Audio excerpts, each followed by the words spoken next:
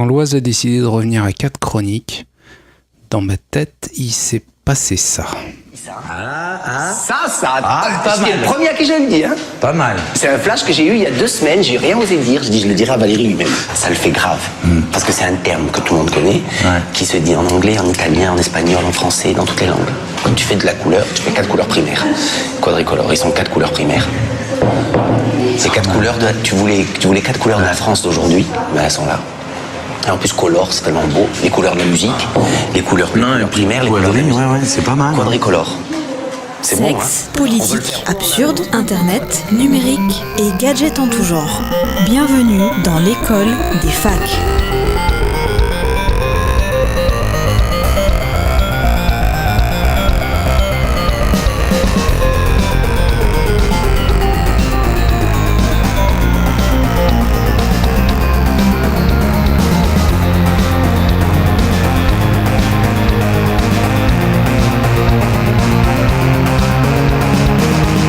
Bonsoir à tous. Bonsoir. C'est le 6e conseil de l'école des facs. Dans quelques instants, nous allons passer au vote. Et quand je dis vote, je veux bien sûr dire chronique aux sujets variés ayant tout en commun de parler technologie et ou vie numérique. Sur les 5 personnes qui sont devant moi, il y en a 4 qui sont vulnérables et une qui est tranquille, c'est Flash Thompson, parce qu'il a gagné la dernière épreuve d'immunité. Flash Thompson, si on vous avait dit au début de l'aventure que vous pourriez participer sans chroniquer, qu'est-ce que vous auriez répondu ? Je dois dire, Denis, que vraiment, c'était un rêve que je voulais réaliser et grâce à vous, il se réalise quoi. Loise, vous pensiez être capable de faire partie des meilleurs ? Non. Sous-X, vous le pensiez ? Oui, tout à fait. Je me suis totalement battu pour. Et je suis très fier d'en être là où je suis aujourd'hui. Cosmo Flash, doyen de l'aventure, j'imagine que c'est une très grande fierté. Oui, c'est une grande fierté d'être arrivé jusqu'à ce niveau-là dans l'aventure, mais Oh la mort le vieux. j'espère aller jusqu'au bout. Retour dans ta loge, Père Fouras. François Courtis, vos proches ont tous dit la même chose. Qu'est-ce que vous êtes transformé physiquement ? Que vous reste-t-il à manger ? Sans homme, on ne peut construire des cabanes. Ils ont pas dit bits.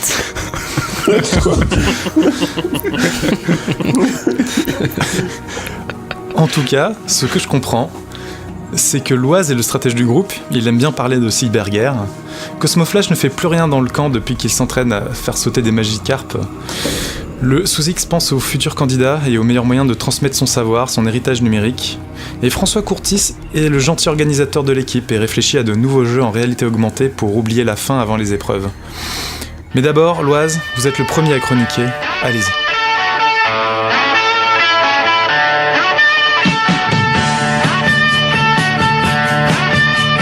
Call of Emails.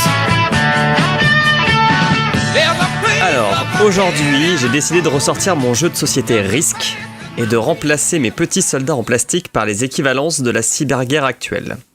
Alors ça va être une chronique très longue, parce que j'ai réussi mon putsch de faire en sorte qu'on fasse que 4 chroniques au lieu de 6, donc je vais déborder sur la mienne. Et ça sera très didactique, donc je vais essayer d'expliquer pas mal de termes qui peuvent être un petit peu techniques.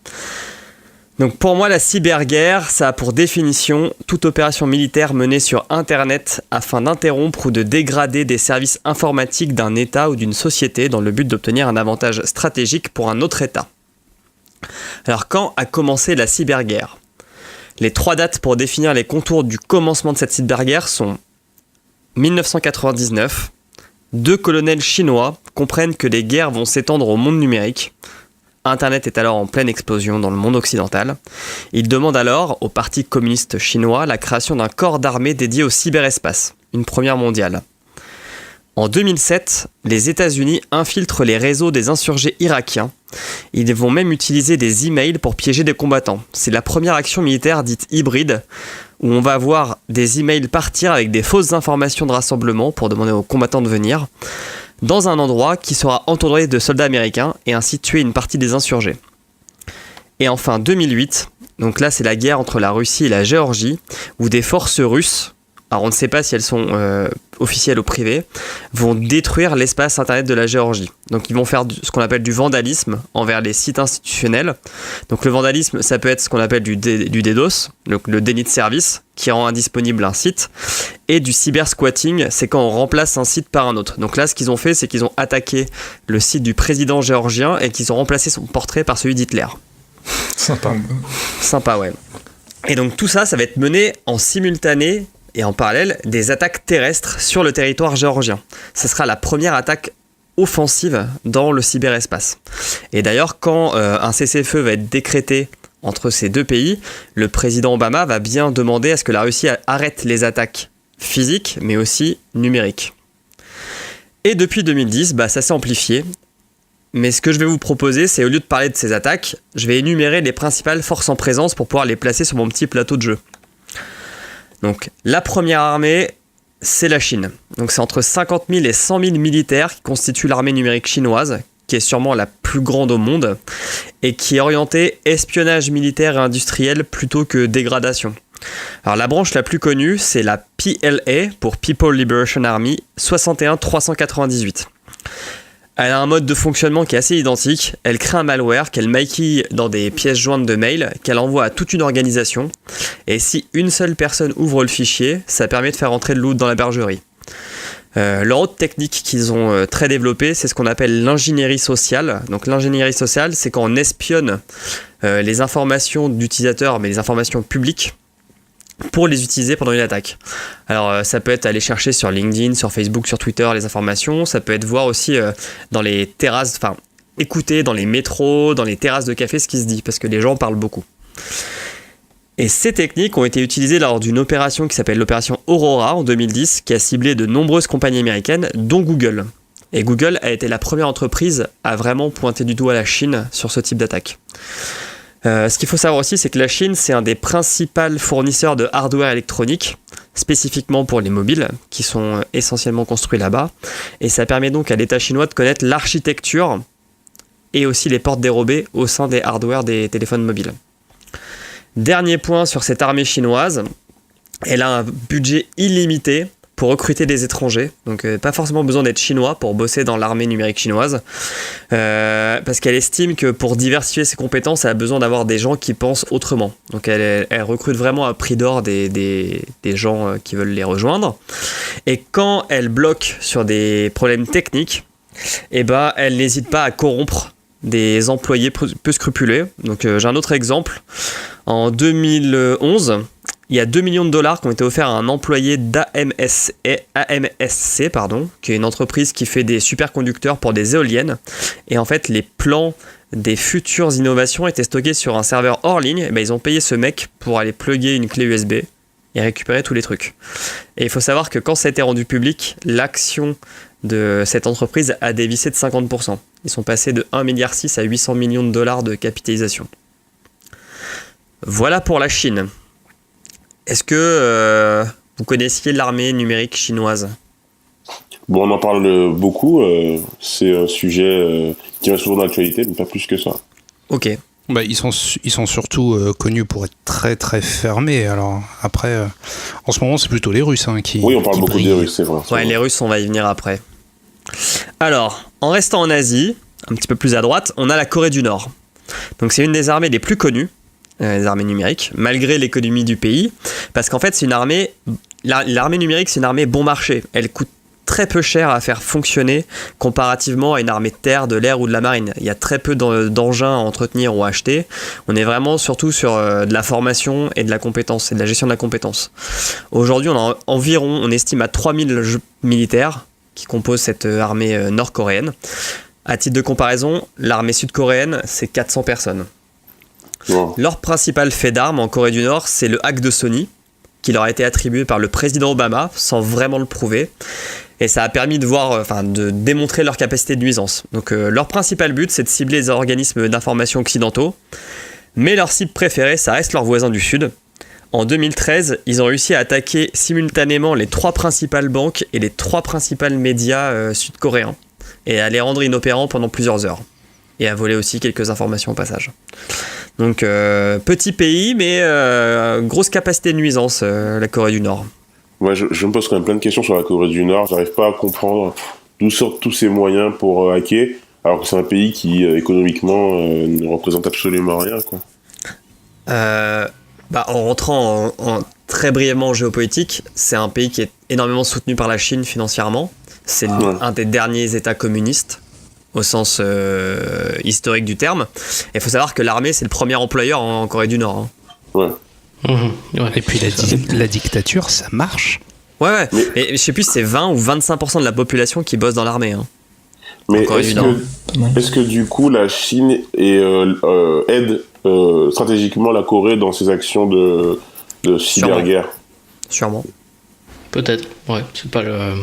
Ça n'a jamais été prouvé, mais en tout cas, c'est un allié de la Chine, la Corée du Nord. Alors, toujours... la Chine est un allié de la Corée du Nord, plutôt.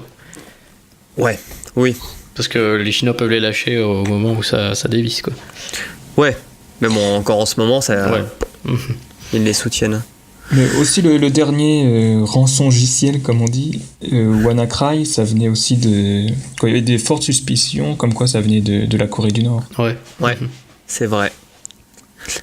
Toujours en Asie, j'ai noté l'Inde, qui est une armée qui s'est fraîchement créée en 2013, dont le but principal est de pisser dans les bottes du voisin pakistanais. Donc c'est une guerre fratricide qui date de l'indépendance des deux pays, quand ils sont sortis des colonies britanniques. Et ce qui est à noter, c'est que l'Inde possède l'une des main-d'œuvre les plus qualifiées au monde en informatique. Donc ils ont des éléments qui sont très très doués pour réaliser des offensives. Après on passe de l'autre côté du Pacifique, donc bien sûr on a les États-Unis, qui est pour moi l'autre pays pionnier avec la Chine dans cette nouvelle lutte. Donc les 3 plus grands organes de défense et de renseignement du pays possèdent chacune leurs propres équipes informatiques, la CIA, la NSA, le FBI. Et grâce à l'hégémonie américaine sur le marché des systèmes d'exploitation, donc on a Windows et Mac pour les postes de travail, Android et iOS pour les mobiles, elle possède, tout comme la Chine, un avantage stratégique sur les autres pays, parce qu'elle connaît très bien l'architecture de ces systèmes d'exploitation, et elle peut essayer d'y placer des portes dérobées. Alors, publiquement, Apple et Google refusent de collaborer avec ces agences, mais quand on regarde les câbles qui ont été dévoilés par Wikileaks il y a peu, on se rend compte que le FBI, même sans l'accord de ces deux entreprises, connaît des portes dérobées qu'elles ne signalent pas pour accéder à des informations sur de tels appareils. Un des principaux faits d'armes des États-Unis, c'est d'avoir réussi à ralentir le développement du programme nucléaire iranien via un virus informatique nommé Stuxnet et qui a été diffusé via clé USB. C'est-à-dire qu'ils ont mis ce virus dans, 10 000 clés USB, ils ont balancé ça un peu partout dans le pays. Les gens les ont plugués sur leur PC et ils ont réussi à détruire du matériel grâce à un virus informatique. C'était une première. Et je crois que ça n'a jamais été réitéré, ce genre d'exploit. Toujours aux États-Unis, pour les agences de renseignement américaines, la guerre numérique est une menace plus grande qu'Al-Qaïda depuis 2013. Ce qui est très difficile à comprendre pour l'opinion publique parce que les bombes des terroristes font plus de mal visible et ressenti que les attaques informatiques. Ça c'est vrai. Enfin, je te laisse terminer. Enfin, aux États-Unis, donc les agences de renseignement sont capables de faire de l'espionnage de masse, connu publiquement grâce aux révélations de Snowden, mais également de cibler unitairement avec une équipe d'élite qui s'appelle TAO, pour Tailored Access Operation. C'est un peu leur Spec Ops du cyber. Et en fait, pour constituer et maintenir cette équipe, la NSA doit se battre avec les GAFA pour recruter les meilleurs talents chaque année. Donc les meilleurs étudiants soit partent dans les GAFA généralement pour l'argent, soit partent à la NSA pour avoir un champ libre et faire ce qu'ils veulent. Puisque quand tu travailles à la NSA dans cette équipe, tu as le droit de hacker ce que tu veux, tant que ça sert l'État américain. Donc voilà pour les USA. Bon, je pense que vous connaissiez à peu près ce qui se passe au niveau cyberguerre aux États-Unis. Bah oui, le truc c'est que je trouve ça un peu, peut-être qu'on en parlera après, mais j'ai l'impression qu'il y a un peu un jeu de dupes sur la cyberguerre, un mélange de diplomatie, tout ça, avec des implications un peu plus stratégiques. Du coup, pour moi, ça n'a pas vraiment d'impact finalement. J'arrive pas à avoir l'impact. Sur ta vie de tous les jours, tu veux dire ? Par exemple, la France a été avertie l'année dernière par ses services de renseignement que les États-Unis avaient hacké ces systèmes, les mails du président, etc., pour prendre des informations. Ouais. Le président a dit ouais, nous on va gueuler, non, on va faire quelque chose. Et finalement, ils ont rien fait parce que la France se couche devant les États-Unis, c'est normal. Les États-Unis, c'est le boss. Donc en fait, on se fait niquer, on répond pas, tu vois. Ouais. Donc c'est pas comme si les États-Unis avaient balancé une bombe sur la France aurait été obligée de faire quelque chose. Ouais, bien sûr. Ils font de l'espionnage. Après, sur la position de la France, j'en parlerai à la fin de ma chronique. Ah, d'accord, pardon. Mais c'est surtout Snowden aux États-Unis qui a mis à jour le plus gros bordel au final et qui met vraiment cette histoire de guerre. Enfin, Snowden et merde, le mec la femme qui vient de sortir, Manning, Chelsea Manning. Chelsea Manning, ouais. Alors, je vous propose qu'on traverse l'Atlantique pour atterrir dans la mer patrie. Voyage. Donc, l'armée numérique russe, c'est une des plus connues pour les Occidentaux. Elle est présente depuis la fin des années 2000 sur la scène internationale et elle a récemment fait parler d'elle pendant les élections américaines puisqu'elle serait la source des fuites des dossiers sur Clinton qui ont permis quand même d'infléchir l'élection pour Trump, mais aussi française puisqu'elle est à l'origine de la fuite des documents du mouvement En Marche. C'est une des armées les plus complètes puisqu'elle pratique l'espionnage, le vandalisme numérique et les tentatives de déstabilisation politique. Et ils ont un niveau de compétence très très élevé aussi en Russie. Je continue mon tour du monde, je descends, j'arrive en Israël. Oula. Donc Israël, dès 2006, c'est le début du conflit avec le Hezbollah, a décidé de se doter d'une antenne dédiée à la cyberguerre parce qu'elle s'est rendue compte que le Hezbollah et que d'autres pays du Moyen-Orient, enfin Hezbollah n'est pas un pays, mais faisaient appel à des mercenaires russes pour faire des attaques sur le cyberespace. Donc elle a décidé de se défendre, de se doter d'une propre armée numérique. Faut savoir qu'Israël, c'est une des places fortes en termes de recherche dans la défense numérique. Elle a énormément d'entreprises privées qui font de la R&D et qui fournissent des services pour se défendre dans cette nouvelle guerre. C'est d'ailleurs une société israélienne qui aurait aidé le FBI à débloquer un iPhone pour l'attentat de San Bernardino. C'est ce que j'allais dire. On a aussi des universités qui proposent des cursus pour former des cybercombattants avec des cours de création de malware par exemple. Et en fait, Israël, c'est le pays au monde qui possède le modèle le mieux intégré entre l'armée, les universités et les sociétés privées pour se défendre et lancer des offensives numériques. Alors, leur récent fait d'armes, eux, c'est d'avoir piraté 3 hôtels suisses où se sont déroulées des négociations entre l'Iran et les États-Unis en 2015 parce qu'ils voulaient savoir ce qui se disait. Donc, ils ont installé un malware dans ces hôtels. Ils ont été capables même d'écouter ce qui se passait dans les ascenseurs. Putain. Avec le téléphone qui est intégré pour appeler en cas de problème.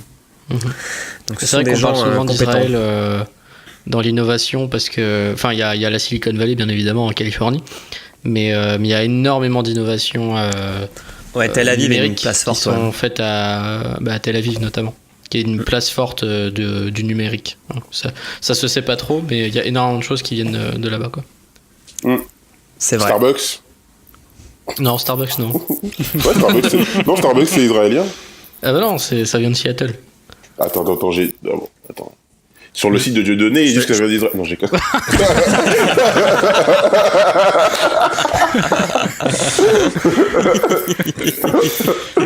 Mais qu'il est con. Oui. Alors, un petit peu à droite d'Israël, on a la Syrie. Donc je ne vais pas parler de la guerre en Syrie qui oppose plusieurs camps, mais sachez que l'armée numérique de Bachar al-Assad, qui s'appelle The Syrian Electronic Army, a piégé de nombreux opposants à son régime grâce à une attaque dite Man in the Middle. Donc qu'est-ce qu'une attaque Man in the Middle ? C'est en fait quand on s'interpose entre un site et un utilisateur pour sniffer toutes les données qu'il envoie. Et en fait, ces mecs-là ont réussi à créer un faux certificat SSL de Facebook.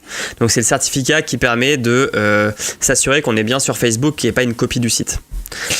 Et ils ont ainsi réussi à sniffer toutes les données des opposants et à avoir masse d'informations sur les noms des personnes qui étaient opposées au régime de Bachar al-Assad, où ils se trouvaient, qu'est-ce qui se préparait comme coup, etc. Et du coup, toute cette opération a mené à de nombreuses arrestations, tortures et meurtres. Alors, ils ont aussi piraté de nombreux comptes de médias occidentaux parce qu'ils estiment que les médias occidentaux font de la désinformation par rapport à la guerre en Syrie.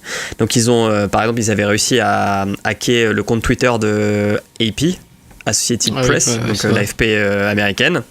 On estime à peu près 11 000 comptes de médias qui sont réussi à hacker quand même, cette armée syrienne. Et ils utilisent même une technique qui est chère à Emmerich, qui est la technique du Mugu par Skype, où ils draguent des combattants et ils infectent des photos de meufs qu'ils les envoient par Skype et qui permet également d'installer des spyware. Respect. Ouais. Et ouais. Et il faut savoir que... je vais y venir après. Mais en fait, les 2 dernières armées dont je vais vous parler, c'est pas des armées étatiques. C'est pas des armées nationales. Donc la première, c'est Anonymous. Donc un collectif internationalement connu, qui est anonyme, d'où le nom, et qui attaque des États ou des entreprises si ces dernières entravent la liberté d'expression. J'ai essayé de résumer Anonymous et c'était pas simple, d'avoir un peu leur motivation. Mais je pense que entraver la liberté d'expression, c'est ce qui les réunit. Donc Anonymous mène essentiellement des actions de sabotage et un petit peu d'espionnage. Donc elle a commencé ses gammes avec l'église de Scientologie. C'était assez light, c'était genre saturer leur hotline ou leur commander des pizzas. Wow, super. Ça a commencé comme ça. Après, on est parti sur de l'aide aux résistants tunisiens pendant le printemps arabe. Ça, c'était cool. Et ils ont aussi vandalisé les sites de Visa, Mastercard et PayPal quand ces derniers ont coupé les vivres à Wikileaks. Alors, toutefois, il faut prendre des pincettes avec cette organisation parce que certaines attaques revendiquées par Anonymous ne le sont pas. Enfin, elles n'ont pas été réalisées par Anonymous, puisque de toute façon c'est très dur de savoir si c'est vraiment eux ou pas qui réalisent les attaques. Et il faut aussi savoir que c'est une organisation qui est infiltrée par la plupart des agences de renseignement nationales, qui essayent d'influencer sur le choix des cibles. Donc c'est très très compliqué à évaluer Anonymous. Et la deuxième armée numérique non étatique, c'est celle de l'État islamique. Alors elle pratique essentiellement le vandalisme, comme l'attaque de TV5 Monde d'il y a 2 ans, où elle avait carrément réussi à bloquer la chaîne et tous ses canaux d'information. Et aussi, elle utilise le cyberespace pour faire du recrutement. Elle a très vite su tirer profit des réseaux sociaux pour cibler de futurs recrues. Bien plus rapidement que n'importe quelle armée, je vais dire, standard. Et dans tout ça, me direz-vous, où en est la France ? Alors dire que la France est à la traîne serait un peu trop facile. Je pense que notre pays est pas mal, mais incomplet. Donc la France, c'est un pays qui a totalement perdu la bataille de l'informatique. On est obligé d'utiliser des systèmes dont nous ne sommes pas propriétaires. Je pense essentiellement aux systèmes d'exploitation qui permettent de faire tourner n'importe quel ordinateur ou téléphone portable, et même les systèmes de localisation. Je vous avais dit que c'était pas une bonne idée de laisser tomber le Minitel. Moi, je vous avais prévenu. Ouais. Puisqu'on à 99% on utilise le GPS, puisque le système de localisation européen vient Galilée, ouais. est à peine opérationnel, et celui des Russes, on essaye de l'éviter, parce que les Russes ont leur propre système de localisation. Par contre, on a quand même quelques entreprises nationales qui sont reconnues internationalement. Donc on a Dassault Systèmes, Thales et Cosmos. Cosmos, c'est une société qui vend des systèmes de surveillance à grande échelle. Alors, on a l'ANSSI, qui est l'Agence nationale de sécurité des systèmes d'information, qui est le principal corps de l'armée française en charge des sujets de cyberguerre. Donc sa mission, c'est, je cite, « L'agence assure la mission d'autorité nationale en matière de sécurité des systèmes d'information. À ce titre, elle est chargée de proposer les règles à appliquer pour la protection des systèmes d'information de l'État et de vérifier l'application des mesures adoptées. » Donc quand on lit ça, on voit qu'on est dans de la prévention. Alors elle peut être également appelée dans le cadre d'attaques mondiales pour donner des conseils et des consignes aux principaux ministères et grandes entreprises, comme ça avait été le cas pour TV5 Monde et comme ça a été le cas, comme l'a dit Curtis, avec le ransomware WannaCry. Donc ransomware, c'est un logiciel qui s'installe sur votre ordinateur et qui vous dit si vous ne payez pas une rançon, vous n'aurez plus jamais accès à vos fichiers. Alors par contre, qu'est-ce qu'on fait nous, la France, sur ce qui est les attaques offensives ? Eh bien, on n'a rien. Fin 2016, Jean-Yves Le Drian, qui était alors ministre de la Défense, a inauguré à Rennes le pôle d'excellence en cyberdéfense, ainsi qu'un centre de commandement des opérations cyber, qui sera capable de mener des opérations militaires dans le cyberespace. Donc ils ont un objectif de recruter 2600 cybercombattants pour 2019. Donc voilà, la Chine 99, la France 2016. On a juste pratiquement 20 ans de retard. Dernier point qui sera ma conclusion, ça serait comment améliorer cette armée numérique française. Alors comme beaucoup de problèmes actuels, pour moi il est indispensable de penser au niveau européen plus que français. En effet, la plupart des pays européens commencent à se constituer une armée numérique nationale, alors que c'est une armée qui serait peu coûteuse à mutualiser, dans un but stratégique commun. De plus, ça pourrait être la première étape d'une force militaire européenne complète, qui est une hypothèse à réfléchir avec la volonté des États-Unis de sortir de l'OTAN, même si Trump change d'avis tous les 4 matins. Et enfin, ça permettrait de mener des actions offensives avec l'humour des Britanniques, car faut savoir que le MI6, qui est l'agence de renseignement britannique, avait réussi à infiltrer l'État islamique et à remplacer plusieurs recettes pour fabriquer des bombes par des recettes pour faire des cupcakes. Et je trouve ça magique. Ouais, super, c'est très efficace. Voilà. Donc messieurs, oui. Je laisse la main à qui vous voulez, car je ne vois pas le Discord. Flash Thompson. Alors moi je trouve ta chronique très intéressante parce que c'est un sujet moi qui me prend la tête mais positivement, je sais pas comment dire, qui me passionne un petit peu. Qui te travaille. Qui me travaille, ce que je veux dire passionné, mais j'ai pas suffisamment d'informations pour dire que je suis passionné. Mais dans une startup nation qui te travaille, c'est bien. Oui voilà, c'est ça, exactement. Ça me travaille pas mal. Et je dois dire que en fait, je pensais que tu allais parler du printemps arabe durant ta chronique. Et du rôle des réseaux sociaux dans ces révolutions. Et en fait, enfin ces révoltes plus que ces révolutions pour moi. Et par exemple, les réseaux sociaux dans le rôle de subversion. Et je pense que la cyberguerre, c'est aussi la guerre de l'information. Enfin, c'est pas moi qui le dis, c'est quelque chose qui est assez connu. Et du coup, les réseaux sociaux et les activistes sur les réseaux sociaux permettent d'influencer justement l'information, sa propagation et surtout le ton qu'elle va prendre concernant des sujets politiques. Et je pense que la façon dont l'opinion publique mondiale a vu les printemps arabes a été grandement liée aussi à ce que les activistes diffusaient sur Internet. C'est sans critiquer ou prendre d'avis, c'est un peu la propagande 2.0 et ça permet aussi de pouvoir gagner une guerre, tu vois. Enfin, à mon avis. Ouais, bien sûr.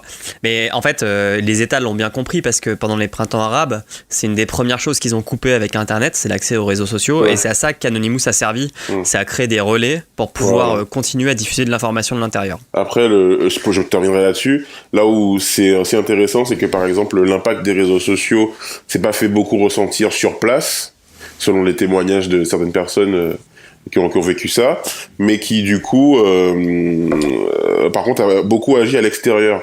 Donc est-ce que du coup ce genre de choses, la cyberguerre, c'est pas aussi un moyen de gagner la guerre sur des théâtres hors de théâtres nationaux? Clairement, on a vu avec la Russie l'histoire de fake news aux États-Unis. La cyberguerre, elle s'inscrit également, comme tu disais, dans de l'information pure, quoi. C'est pas que du hack et du vandalisme et tout ça, quoi. Ouais.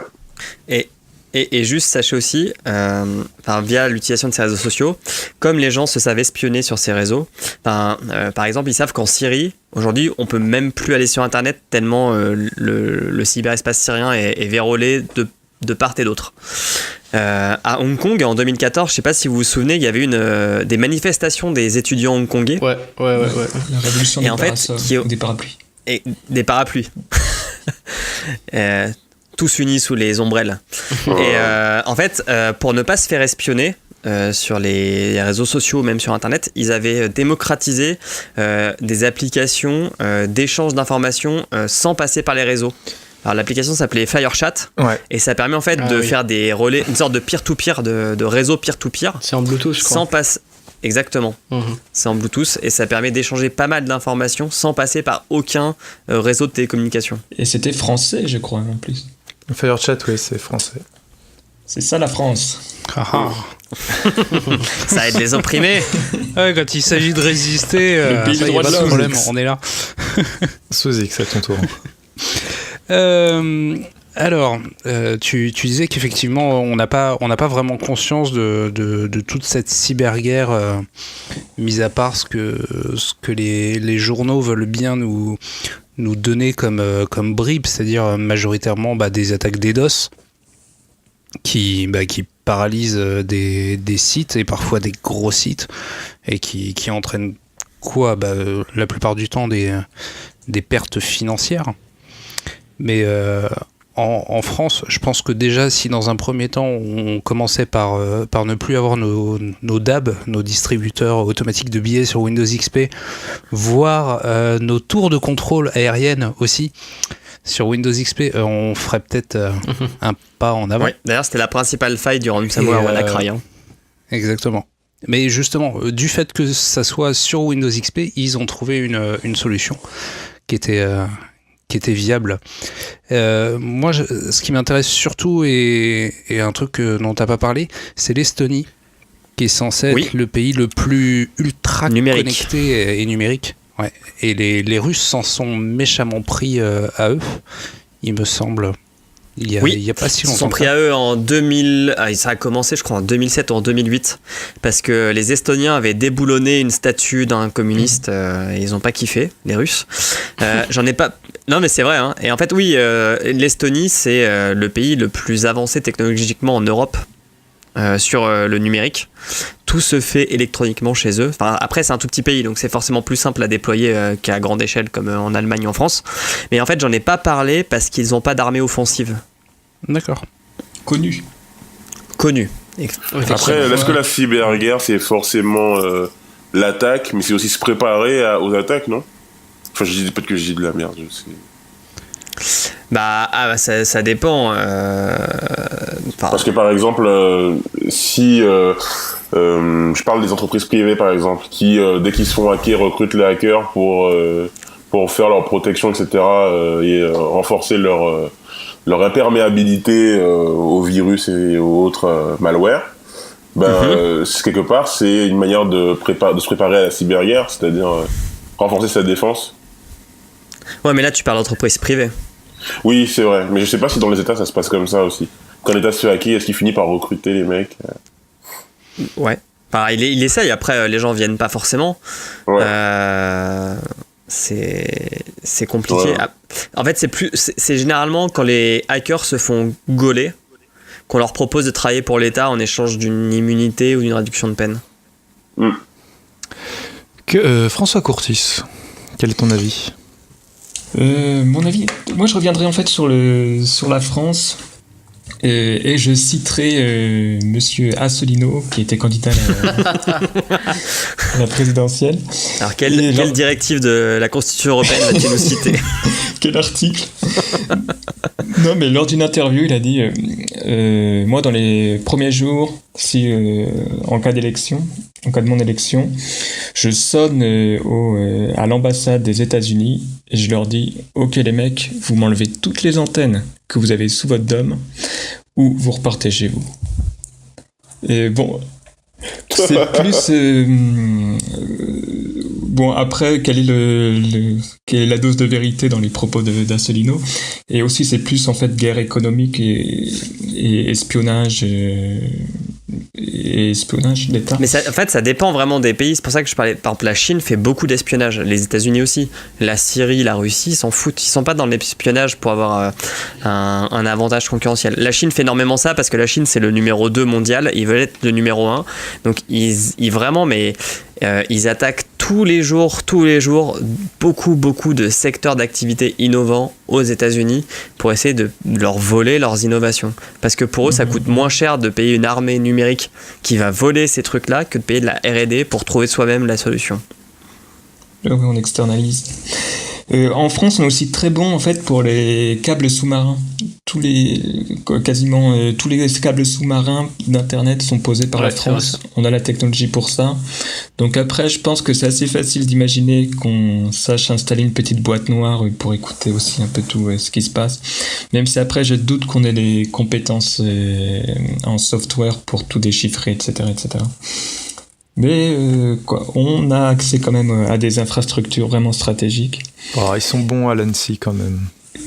Oui, non, mais ils sont bons, hein, vraiment. Enfin, moi, j'ai déjà vu des interventions du directeur de l'ANSSI. C'est des gens très compétents, mais faut savoir que le budget de l'ANSSI, c'est encore que 80 millions d'euros. Le point qui pêche, c'est le budget. C'est pas un truc qui est pris au sérieux pour le moment, quoi. Enfin, tu vois, entre choisir, rajouter 1000 militaires pour la cyberguerre ou 1000 policiers dans les rues, enfin, tu vois, par rapport à l'opinion publique, le choix, il est vite fait, quoi. Mais un truc qui, et à mon avis, toute la team Macron bosse dessus, et peut-être même avant la team Hollande, c'est protection des centrales nucléaires. Ça, c'est un truc vraiment flippant. Et un petit rançongiciel sur les ordinateurs des centrales nucléaires. Alors, les ordinateurs des centrales nucléaires, ils sont extrêmement vieux. Ouais, mais ils sont pas connectés, hein. Ils sont connectés à rien, et je crois la techno de stockage amovible qu'ils ont, c'est les disquettes 5 pouces souples. Ouais, ça doit être des trucs. Donc faut vraiment y aller, faut vraiment trouver quelqu'un pour coder en Turbo Pascal. Ouais, mais c'est ça. Ouais, non, mais rappelons-nous l'exemple donné par Loise avec les clés USB. Exactement, c'est ce que j'ai dit. Voilà, non, mais ça, après, il reste toujours la faiblesse, le point le plus faible, ça restera toujours l'utilisateur. Moi, je vous fais rire, mais faut savoir que la RATP, ça marche encore sur COBOL. Hein, ouais, c'est ça, c'est ouf ça. Je trouve ça dingue. Mais au moins donc la RATP, c'est les métros à Paris. COBOL, ça date de 59. Hein. En termes de langage de programmation. Ouais, si c'est efficace, pourquoi changer ? C'est robuste. Il faut trouver les mecs qui sachent faire du COBOL. Quoi. Ça, c'est compliqué. C'est un métier d'avenir, développeur COBOL. Voilà, expert COBOL. Cosmoflash, qu'est-ce que tu voulais dire ? Oui, je voulais finir sur une petite anecdote, parce que bon, là, la France n'est quand même pas en reste dans les technologies. Puis comme c'est mon rôle de Je trouve tout de l'école des facs aussi. Il faut savoir que Thales développe du moins édite un téléphone qui s'appelle le Théorème, qui est un téléphone portable crypté, qui vaut entre 2000 et 4000 euros. Donc qui est disponible seulement pour les hauts gradés, pour le président de la République ou comme ça, et qui est entièrement crypté, qui a un software français qui est de fabrication française également. Voilà, donc il est pas du tout. Alors il est chiffré, crypté. Voilà, je sais pas exactement la différence. En français, on dit chiffré. On dit chiffré, voilà. Moi, j'ai que le Pythagore. Ce qui est très drôle, c'est que les présidents français, notamment, je crois que c'était Nicolas Sarkozy, ils ont toujours refusé de l'utiliser parce que c'est une merde sans nom. En gros, c'est super lent, super complexe à utiliser. Enfin bref, c'est un truc, une usine à gaz. Faudrait être intelligent pour l'utiliser. En République. Mais au moins, on a la technologie. On sait juste, ils ont manqué, je pense, du UX et de UI designer. Ouais, parce que Sarkozy il utilisait un BlackBerry. Il faut savoir que BlackBerry, tous les mails passent par des serveurs qui sont au Canada. Nord-américains, ouais. Tout à fait. Moi, je vais réagir vite pour terminer. J'ai juste 3 points. Le premier point, c'est j'avais loupé pas mal de trucs là-dessus, notamment le coup d'Israël et de l'hôtel suisse, là. C'est complètement fou. Deuxième point, c'est que c'est un truc qui mériterait d'être un petit peu plus traité dans les médias traditionnels. En général, quand ils en parlent, c'est pas vraiment des cyberarmées. Et quand ils parlent des cyberarmées, c'est souvent avec le même vocabulaire que pour Anonymous ou les autres, ou Daesh, et que ça laisse penser que c'est des groupuscules plus ou moins indépendants qui agissent un petit peu en sous-main, alors qu'en fait, ce sont des vrais corps d'armée qui agissent avec l'aval des gouvernements. Ce sont des vrais fonctionnaires. C'est ça. À part peut-être parfois, ils parlent des trucs de la NSA et tout ça, mais... souvent, ils parlent de la NSA et pas après, groupe, ils ont beaucoup de prestats, quoi. Enfin, Snowden, c'était un prestat de la NSA, c'était pas un mec de la NSA. Puis en troisième point, je voulais dire qu'il fallait faire une blague sur les experts cyber, mais j'ai pas trouvé la blague. Et en quatrième point, puisque j'avais pas de blague pour les experts cyber, c'est vrai que la tendance européenne n'est pas trop à l'entente commune pour l'instant, mais les nouveaux décideurs, coucou Emmanuel Macron, ils sont d'une génération qui est un peu plus sensible aux enjeux du numérique, puisqu'ils ont grandi avec la naissance d'Internet, et donc ils sont peut-être un peu plus susceptibles d'être sensibles à ça, et qu'ils aient moins le réflexe on va dire des anciens, qui est la peur irrationnelle, et du coup on comprend pas, donc on fait n'importe quoi. Oui, puis j'ai bon espoir pour l'avenir de l'armée, la cyberarmée européenne. Bon espoir pour l'armée, c'est marrant. Non, pour la création d'une force de résistance aux cyberattaques mise en commun avec l'Europe, quoi. Non, mais comme tu dis, Émeric, c'est l'ancienne génération de nos dirigeants était dans une logique réactive. Donc on est dans de la réaction, et si ça a été fait, c'est parce qu'il y a eu des câbles qui ont été diffusés, des câbles diplomatiques américains, qui disaient que la NSA espionnait même les présidents français, allemands, avaient mis leur téléphone sur écoute. Ouais, et c'est grâce à cet événement-là, ouais, ça avait foutu le bordel. Et c'est grâce à cet événement-là que les vieux, par leur âge, dirigeants ont décidé de créer ces armées numériques. Mais ça reste du local, du local, ouais. Moi, je et pense juste avant de rendre le micro, je voulais citer la série documentaire qui m'a permis de vraiment bien documenter tout ce que je vous ai dit. Ça s'appelle Cyber War, et c'est en fait une série documentaire qui est éditée par Viceland, donc qui est la chaîne de télévision de Vice. Et c'est 14 épisodes ou 16 épisodes de 22 minutes avec plein de sujets, donc soit sur un pays, soit sur une affaire. Et c'est ultra passionnant. Ça passe sur CanalSat, ou alors faut se créer des comptes américains sur Amazon ou iTunes. Bonne reco. Ouais.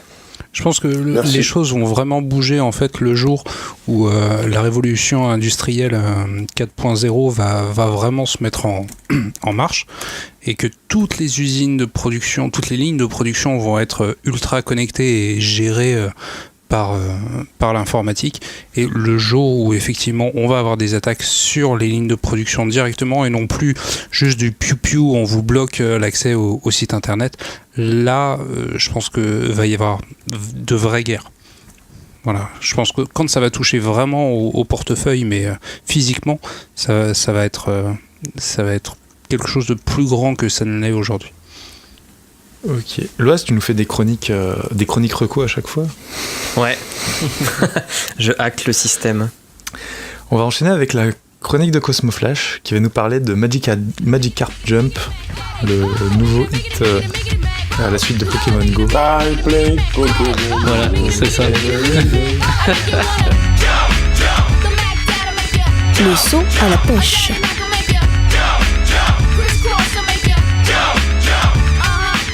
Alors, ce mois-ci, je ne vais pas vous parler d'un quelconque appendice plus ou moins technologique, mais bien d'un jeu vidéo. Je sais que nous avons déjà parlé de jeux vidéo à maintes reprises dans cette émission, hein, ce cher Flash Thompson faisant office d'expert maison en la matière. Shout out Flash Thompson. Merci pour ce Alors, je vais vous parler d'un jeu qui pour moi n'a pas reçu l'entière célébrité qu'il aurait dû avoir. Il est passé un peu inaperçu dans les médias, ou du moins n'a fait l'objet que d'un vague feuillet dans les titres de presse spécialisés. Je veux bien sûr parler du futur GOTY Game of the Year de cette année, Pokémon Magikarp Jump. Le nouveau blockbuster mobile de la Pokémon Company qui continue de surfer sur le succès, c'est un euphémisme, de Pokémon Go. Alors, pour ceux qui sont déjà perdus, dans les jeux Pokémon sur console, Magikarp est la bestiole la plus nulle et inutile du jeu, donc tout naturellement elle est devenue un peu une sorte de mascotte au même titre que Pikachu. Vous incarnez donc un dresseur de Pokémon spécialisé dans l'élevage de Magikarp, et vous débarquez dans cette ville, une petite ville portuaire où vous accueille le maire Carp, et votre mission, si vous l'acceptez, c'est d'élever des Magikarp et de devenir le champion de la ligue Magikarp. Le pitch du jeu est très simple mais très efficace. On n'avait pas vu mieux depuis The Witcher 3 et son open world qui fait pas le figure face à la réussite de la direction artistique de Magikarp Jump. Scandale. Alors le principe du jeu est lui aussi clair comme l'eau d'un étang de Magikarp. Vous devez affronter d'autres dresseurs en faisant sauter votre poisson le plus haut possible. Pour cela, vous entraînez et nourrissez votre Magikarp dans son bassin afin qu'il gagne des points d'expérience. Wow. Le système de leveling de prise de niveau pour les francophones n'est pas sans rappeler celui d'un jeu comme Skyrim, quoique la comparaison est un peu galvaudée puisque bien entendu, vous l'avez compris, Magikarp Jump c'est bien meilleur que ça. C'est un vrai RPG quoi. En tant que AAA, Magikarp Jump se devait de proposer une expérience virtuelle et visuelle hors du commun. J'ai eu de la peine à faire marcher le jeu sur mon téléphone et c'est bien normal puisque la configuration recommandée fait plutôt l'état d'un PC équipé d'une carte graphique Nvidia 1080 Ti pour tirer toute la puissance du soft. Et pour les vieux de la vieille qui se souviennent, le jeu Crysis avait en son temps défrayé la chronique par ses graphismes complètement hors du commun pour son époque et totalement hors de portée de la majorité des PCistes. Et bien Magikarp Jump, c'est pareil. Je pense que c'est un jeu dont on pourra apprécier toute la richesse dans 10 ans quand les processeurs auront enfin rattrapé les prouesses technologiques du jeu. Enfin, le modèle économique du jeu est tout à fait singulier puisqu'il est possible d'y jouer gratuitement. Cela fait l'un des meilleurs deals de toute l'histoire du jeu vidéo. Pour finir, je ne peux que conseiller ce titre exceptionnel. Il est évidemment disponible dans toutes les bonnes crèmeries. Je pense sans trop me tromper que l'on a là l'un des tout meilleurs titres de jeux japonais de ces dernières années. Merci Cosmoflash. Flash Thompson, en tant qu'expert gaming de l'émission, est-ce que tu veux réagir en premier ? Alors attends, que j'arrange mes lunettes d'expert, bien sûr. Attends 2 secondes. Je trouve que ta chronique, même si elle montre assez clairement la qualité d'un jeu vidéo qui viendra révolutionner, soit dit en passant, le monde du gaming et même de l'univers totalement... Tel que nous le connaissons. Ah oui, tel que nous le connaissons actuellement, je pense déceler dans tes propos une certaine ironie. Voilà. Bon j'ai l'impression, je sens que tu n'es pas totalement sincère sur tes émotions concernant ce jeu. Non, mais sinon, à part ça, je trouve que c'est intéressant de parler de Magikarp Jump, parce que ça démontre encore une fois que The Pokémon Company, bon c'est pas Nintendo qui est derrière ce soft, ouais. Mais que les grosses sociétés de jeux vidéo continuent petit à petit à lancer des grosses licences sur smartphone. Et quand on compare avec le passé, avec des jeux que Ubisoft lançait pour soutenir Assassin's Creed mais sans vraiment y croire, avec des jeux pas très bien finis, pas très bien faits, là même si c'est un petit jeu, mais il est quand même bien foutu, et même si on peut s'en moquer un petit peu, je trouve ça assez intéressant. Ça démontre quelque chose de l'avancée et des modifications qui arrivent dans le jeu mobile. Oui, je précise, pour ceux qui écoutent, je l'ai pas bien expliqué, mais Magikarp Jump c'est bien un jeu mobile, c'est pas un jeu qui tourne sur PC. Ah oui. Oui, ça pouvait prêter à confusion. Ça pouvait prêter à confusion. Config à base pour les 2080. Non, mais en tout cas, j'espère voir encore plus de jeux de Nintendo, mais aussi d'Activision. Mais là, sur mobile, c'était vraiment un essai. Je pense qu'ils ont lancé ça. C'était le petit jeu de la Pokémon Company. Oh là là, on a fait une petite merde entre midi et 2. On le sort et puis voilà, terminé quoi. Mais gardez-le quoi. Mais il est bien fait ce jeu, je trouve moi. Mais il est pas dégueu, il est pas mal foutu. Si je puis me permettre. Vas-y, Loise, c'est Permets-toi, Loise. Vas-y. Déjà, ça fera un jeu à ajouter à la bibliothèque de la Switch, parce qu'il y a une bibliothèque de jeux qui est assez pauvre, et au moins il pourrait tourner sur cette tablette. La Switch a plus de jeux que la PS3 à son lancement. Avec la Switch démontre s'il faut encore que Nintendo c'est les meilleurs artisans du jeu vidéo, c'est tout. Allez, c'est l'école des facs, c'est pas passe le stick là. Deuxième non mais point, merde. C'est pas passe le stick, mais on parle jeu vidéo. Alors, j'y ai joué 20 minutes et pour moi c'est que du farm et je déteste ces jeux de farm. Même Clash of Clans, je le trouvais mieux que cette merde. C'est pas une mécanique de jeu qui me plaît quoi, de faire des actions, d'attendre 3 heures, de refaire des actions, d'attendre 3 heures. Est-ce que c'est un jeu? C'est la question. C'est vendu comme un jeu Mais c'est un jeu. Mais moi, je pense que c'est une installation artistique, mais c'est mon avis. Qui finira au MoMA de New York. Ah bah oui, complètement. Troisième point, en fait, plus globalement, je trouve qu'en ce moment, on n'arrête pas de nous vendre depuis un bon moment que le jeu mobile, c'est l'avenir du jeu vidéo. Mais c'est le présent du jeu vidéo. Et exactement, je trouve qu'en termes d'actu, c'est tellement à chier, mais par rapport à 5-6 ans, mec... Attends, moi j'ai un iPhone 7 Plus, donc je peux te dire que je peux faire tourner n'importe quoi sur ce putain d'iPhone. Voilà, ça y est, ça compare les ça mesure les bits là. Moi je suis iPhone Master Race, merde. Et si tu veux, j'ai l'impression de jouer à des jeux qui tourneraient sur les premiers iPhones. Ça me rappelle quand je jouais avec la Super Game Boy sur la Super Nintendo, tu vois. Je jouais à des jeux Game Boy sur une télé. Attends, bientôt on si j'avais pu faire ma chronique, mec, je t'aurais renversé le cerveau. Emmanuel Macronique ou pas? Ah oui, mais bien sûr, Emmanuel Macronique. Garde-la au chaud pour le mois prochain. Oh putain, je me casse, Alors. salut, au revoir. Non, je suis censé sur Medium. Plus sérieusement, depuis 1 an, il y a eu Pokémon Go et Clash Royale, je crois qu'il est encore plus vieux que ça. Mais il n'y a aucune actu. Il y a aucun... Monument. Genre, tu veux me faire qui croire vient que de tu surveilles sortir. l'actualité du jeu vidéo mobile, toi tu surveilles genre quel jeu mobile sort et tout. Mec, je vais sur mon App Store de temps en temps. Je regarde Ok. la petite sélection que me fait Apple et je Ok. regarde les classements des jeux payants et gratuits, enfin des applications payantes et gratuites. Et ce que je vois Eh me ben- fait pas bander, quoi. Alors, Gangstar New Orleans, c'est génial. Total War Battles Kingdom, c'est génial. Fire Emblem Heroes, c'est génial. Non, c'est de la merde. J'y ai joué Fire Emblem Heroes, c'est de la merde. Fire Emblem Heroes, c'est trop bien. Mec, y a plus personne qui joue à ce jeu en plus. Il aime Bon, on pas s'en le bat les farming, couilles que laisse- personne n'y laisse-le. joue. Allez, cool. Bon, Ah, je suis choqué là. Tu m'as choqué. tu as encore un point à ajouter. Non. Ne jouez pas à ce jeu. Allez plutôt voir la chaîne YouTube de Kirby54. Je vais me couper une François jambe. Courtis. Encore une fois. Quel est ton avis? Moi, j'ai pas vraiment d'avis, mais surtout une question. En fait, j'avais sur Game Boy le jeu Pokémon. Mhm. Et ce que je faisais, c'est que tous les points, je les donnais. Donc, quand il y avait un combat, après tous les points, je les donnais à Magic Carp. Mhm. Parce que je pensais que si tu lui donnais au bout d'un moment, genre 1000, 2000, 3000 points d'expérience, en fait, ça devenait un truc super puissant. Ouais, Ouais, c'est que un j'avais Léviator, vu, ouais. C'est le cas.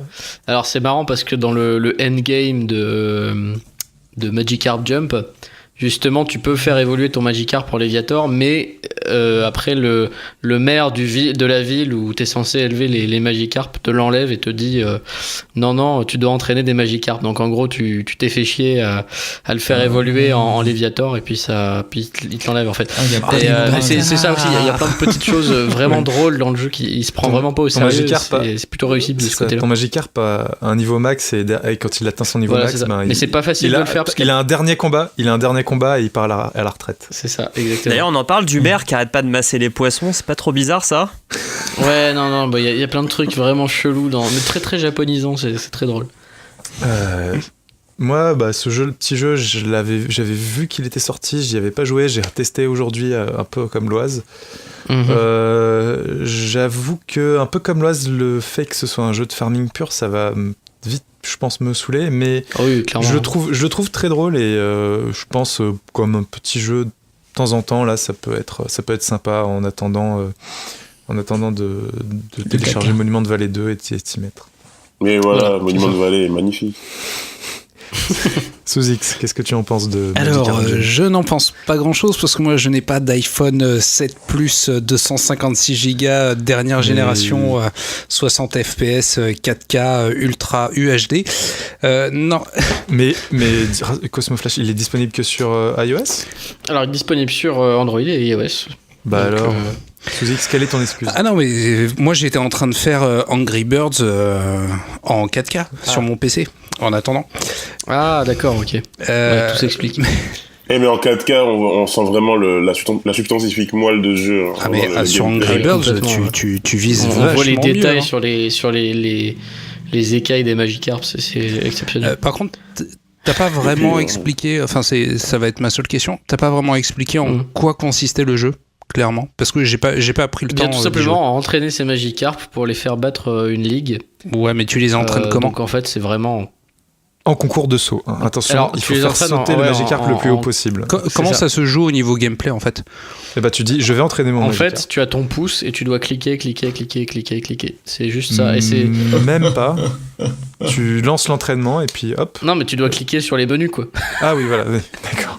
Et sur les. Ah oui, puis aussi ton Magikarp dans le menu, il est dans son bassin et tu dois cliquer sur la bouffe qui apparaît un peu aléatoirement. Voilà, donc c'est très C'est un basique. Tamagotchi un peu. Ouais, t'as vraiment basique, ouais. Non mais il Ça faut a pas... l'air oufissime, ça. Je me tais, parce que... Jumper. Oui, tais-toi. Jumper. Non, vas-y, je te laisse mon temps de parole, Flash, s'il faut. Non mais, juste, c'est sûr que si on parle du jeu en tant que, voilà, c'est Magikarp Jump, c'est de la merde. C'est pas un gameplay de ouf. Ok, d'accord, je veux bien vous l'accepter. Mais, ce qui Merci, est intéressant... Non mais c'est pas pour toi que je dis ça, Loise, ok. Ok.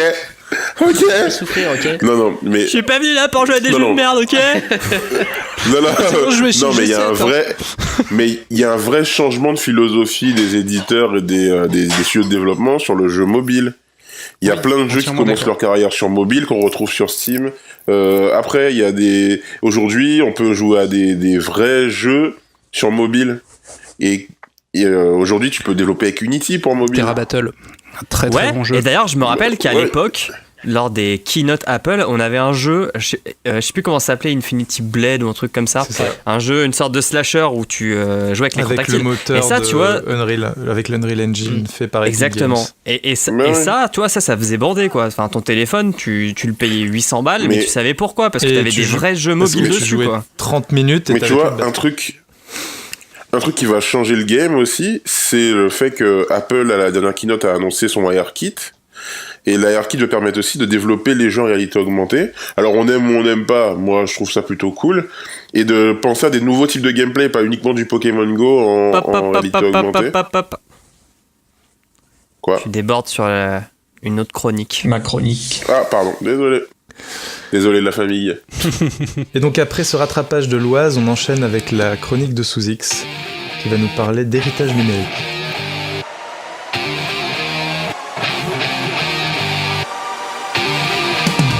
Please save me. Tout à fait.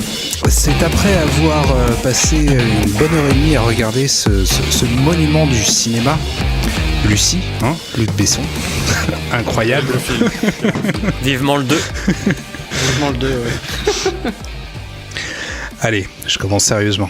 En ces temps de grâce où la France arbore le droit à l'oubli de façon systématique afin de cacher 1001 secrets, en ces heures perdues à vouloir briller de 1000 likes sur un web impersonnalisé, l'héritage numérique nous rappelle à la fois qu'Internet n'oublie jamais et que nous sommes responsables, aujourd'hui encore plus qu'hier, de la trace que nous allons laisser via la mémoire binaire. Donc j'ai pris 3 points dans ma chronique, à commencer par la non-possession. Ce que nous possédons ne nous appartient pas. Aujourd'hui, bien que la tendance tende à diminuer, les DRM et autres comptes verrouillés, chiffrés, décentralisés voire éphémères, nous éduquent au principe suivant, nous ne possédons rien. Pourquoi ? Parce que vous ne pouvez pas toucher cette masse d'informations, de musique, d'images, de souvenirs, j'en passe et des meilleurs. Expression de Yeuve. Parce qu'elle est numérique, justement. Accessible uniquement dans un format, via un programme, lui-même accessible via une machine dont la durée de vie, contrairement à nous, est de plus en plus incertaine. Et justement, nous ne maîtrisons ni l'outil ni le support, contrairement à l'être humain. Toi, moi, nous, on est des machines autonomes. Tous ceux qui le veulent. Tous ceux qui le veulent. On est des machines autonomes et nous avons le contrôle de l'entretien de scores biologiques. Banque de données à souvenirs moins périssables que n'importe quelle clé USB venue. Notre obsolescence, elle est gérée et elle est plus ou moins maîtrisée. Nous transmettons l'héritage à voix haute, la plupart du temps, souvent en urgence quand la faim se fait sentir, ou via du dur, de la pierre. Regardez, les pyramides, elles sont encore là. Enfin bon, bref. Transmettre demain, c'est plus compliqué. Rien n'est éternel, j'en suis conscient. Dès lors, comment être sûr que les données voulues perdurent et soient acheminées à bon port ? Quel est le meilleur moyen d'uploader vers le futur cette image, cette représentation de nous que l'on souhaite voir perdurer ? Alors, on pourrait le faire à l'ancienne, hein, c'est pas un souci, on connaît déjà bien le truc. Les albums photos sont une valeur sûre et démontrent depuis 1839 que la méthode est efficace. Qui n'a pas aujourd'hui encore une vieille photo noir et blanc de son arrière-grand-père étant petit ? La parole, via ses contes, ces mythes, ces légendes, transmis depuis des siècles et des siècles, mais assurément déformés par son émetteur. Là où le numérique, dupliqué, répliqué à l'identique, encore et encore, afin que cette vidéo de papa et maman apprenant la nouvelle d'un nouveau venu dans la famille puisse être visionnée 20 ans plus tard par ce microscopique embryon devenu adulte, en âge de comprendre l'importance de ce souvenir que l'on aura voulu partager avec lui, ne sera jamais dégradé, modifié. Voilà, ma chronique, elle est courte parce que le sujet est très très vaste et j'aurais pu l'attaquer de mille et une façons. Mais c'est surtout le support qui m'intéresse et ce qu'on aimerait léguer. Est-ce que ça a une vraie importance ? Beaucoup de questions, d'interrogations sur ce que nous voudrions laisser et comment le faire, ne sachant pas comment notre technologie de support ni de sauvegarde actuelle évoluera au cours, ne serait-ce que durant les 10 prochaines années à venir. Héritage choisi ou subi ? Alors, je vais commencer. Wow. Je vais commencer parce que en préparant, j'ai lu ta chronique et j'ai plein de trucs à dire. Sur la partie non-possession, je suis pas trop d'accord. C'est plutôt, je dirais, à cause de la fragilité des supports de sauvegarde qu'on risque de tout perdre, plutôt que des problèmes de compatibilité future. La standardisation, les efforts de création de standards, de formats de données, etc., fait que je pense qu'on n'aura pas trop de problèmes à ce niveau-là. Dis ça à Apple qui crée un nouveau format JPEG. Ouais, mais regarde le format MP3. Oui. Il est obsolète et pourtant il existe toujours, il est toujours utilisé. Regarde le JPEG qui est un format naze, vraiment nul, qui a été amélioré déjà 2 fois. Et pourtant on utilise toujours le premier format et pas ses évolutions. Regarde pour le format d'image animée, le GIF. Qui est un format ultra lourd alors que l'animated PNG existe et personne ne l'utilise. Mais la vidéo est moins lourde qu'un GIF. Et la vidéo est moins lourde. Alors sur les formats vidéo, oui c'est vrai qu'on a passé le tournant, on est passé au H264 et même à des trucs un peu plus performants aujourd'hui. Sur le Flash aussi. Le Flash a totalement été tué par Apple, mais il y a très longtemps. Mais le Flash c'était quoi ? C'était un truc... De merde. D'accord. Donc je pense qu'il y aura toujours des gens pour garder, et puis il y a des efforts qui sont faits pour conserver tout ce qui peut être lu. Il y a des sociétés d'archives, etc., qui gardent des appareils capables de lire des disquettes, etc. Archive.org. Ou entre autres. Au niveau de l'humain, je suis pas trop d'accord non plus. Pour ce que tu dis sur la fiabilité. C'est vrai que sur la durée de vie du cerveau face à la durée de vie d'une clé USB, ok, on peut dire que la durée de vie d'un humain est plus importante que la durée de vie d'une clé USB, et encore j'ai quelques doutes, et que quand un cerveau humain commence à faiblir, c'est pas comme quand une clé USB faiblit et que du coup tu perds tout. Par contre le problème c'est que les souvenirs, ils sont enregistrés d'une façon biaisée. Au moment où tu enregistres un souvenir, t'as ton biais cognitif, ton état émotionnel qui font que ton souvenir n'est déjà plus exactement ce que tu as vu, senti ou entendu. Oui, il est déformé. Et quand ton souvenir te revient, quand tu te rappelles ton souvenir, bah t'as ton biais cognitif parce que toi t'es pas forcément la même personne que t'étais il y a 1 an, 2 ans, 3 ans, et ton état émotionnel du moment, qui fait que quand tu te rappelles le souvenir, bah il est déjà déformé et tu réenregistres ton souvenir de façon déformée. Donc, ajoute ça, rappelle au fil des années, ça pourrit un peu les choses. Oui, mais justement, est-ce que ça fait pas partie, cette déformation, cette dégradation, est-ce que ça fait pas partie de la définition du mot héritage ? Pas forcément. Enfin... Pas vraiment. Ça apporte, je dirais, un côté personnel à tes souvenirs, mais du coup, au niveau de la fiabilité, c'est pas du tout ça. Le cerveau humain n'est pas quelque chose de fiable pour enregistrer les choses. À part les gens qui ont une mémoire photographique, c'est vraiment pas. Le cerveau humain n'est pas considéré comme fiable. Par rapport à la notion d'héritage, moi, je pense qu'effectivement, ce qui fait un héritage et pas juste un objet ou un écrit qu'on récupère comme ça, c'est le fait qu'il est... Ah, t'as pas fini, Emmerich, désolé, je t'ai coupé comme une merde. T'inquiète, c'était tu pouvais. Non, Et pour ce qui est de transmettre demain, moi je pense que la parole, l'écrit, les images, les supports physiques, papier, photo, etc. et le numérique continueront à cohabiter, qu'il n'y aura pas de remplacement ou quoi que ce soit. Donc l'analogique et le numérique continueront, les formats numériques changeront, les formats analogiques resteront, ils sont là depuis des milliers d'années, il n'y a pas vraiment de raison qu'ils disparaissent comme ça avant, je dirais, quelques centaines ou milliers d'années. Le grand remplacement d'Éric Zemmour. Ah, tu vois centaines, voire milliers d'années. Ouais, je pense à plus court terme quand même. Pour l'écrit, les photos, les photos sur support physique, je pense. Alors même si derrière il y aura peut-être plus d'appareils argentiques, mais les gens impriment des photos, il y en a toujours. Et il y en aura toujours, même si ce sera peut-être plus les petites imprimantes à la con qu'on a à la Fnac là, peut-être des gens qui commanderont des photos pour les accrocher dans leur salon ou je ne sais quoi, mais je pense qu'on en aura encore un bon moment. Les bouquins pareil, je pense que le livre papier disparaîtra peut-être parce qu'il faudra sauver la planète, mais il y a, à moins d'un gros bouleversement, ça ne disparaîtra pas. On fera du rétro gaming de cadres photos qu'on a tous acheté en 2006. Flash Thompson, que voulais-tu à moins que Sous-X tu veux y répondre, mais je pense que tu as déjà répondu. Non, c'est bon pour moi. Flash Thompson, qu'est-ce que tu voulais dire en réaction ?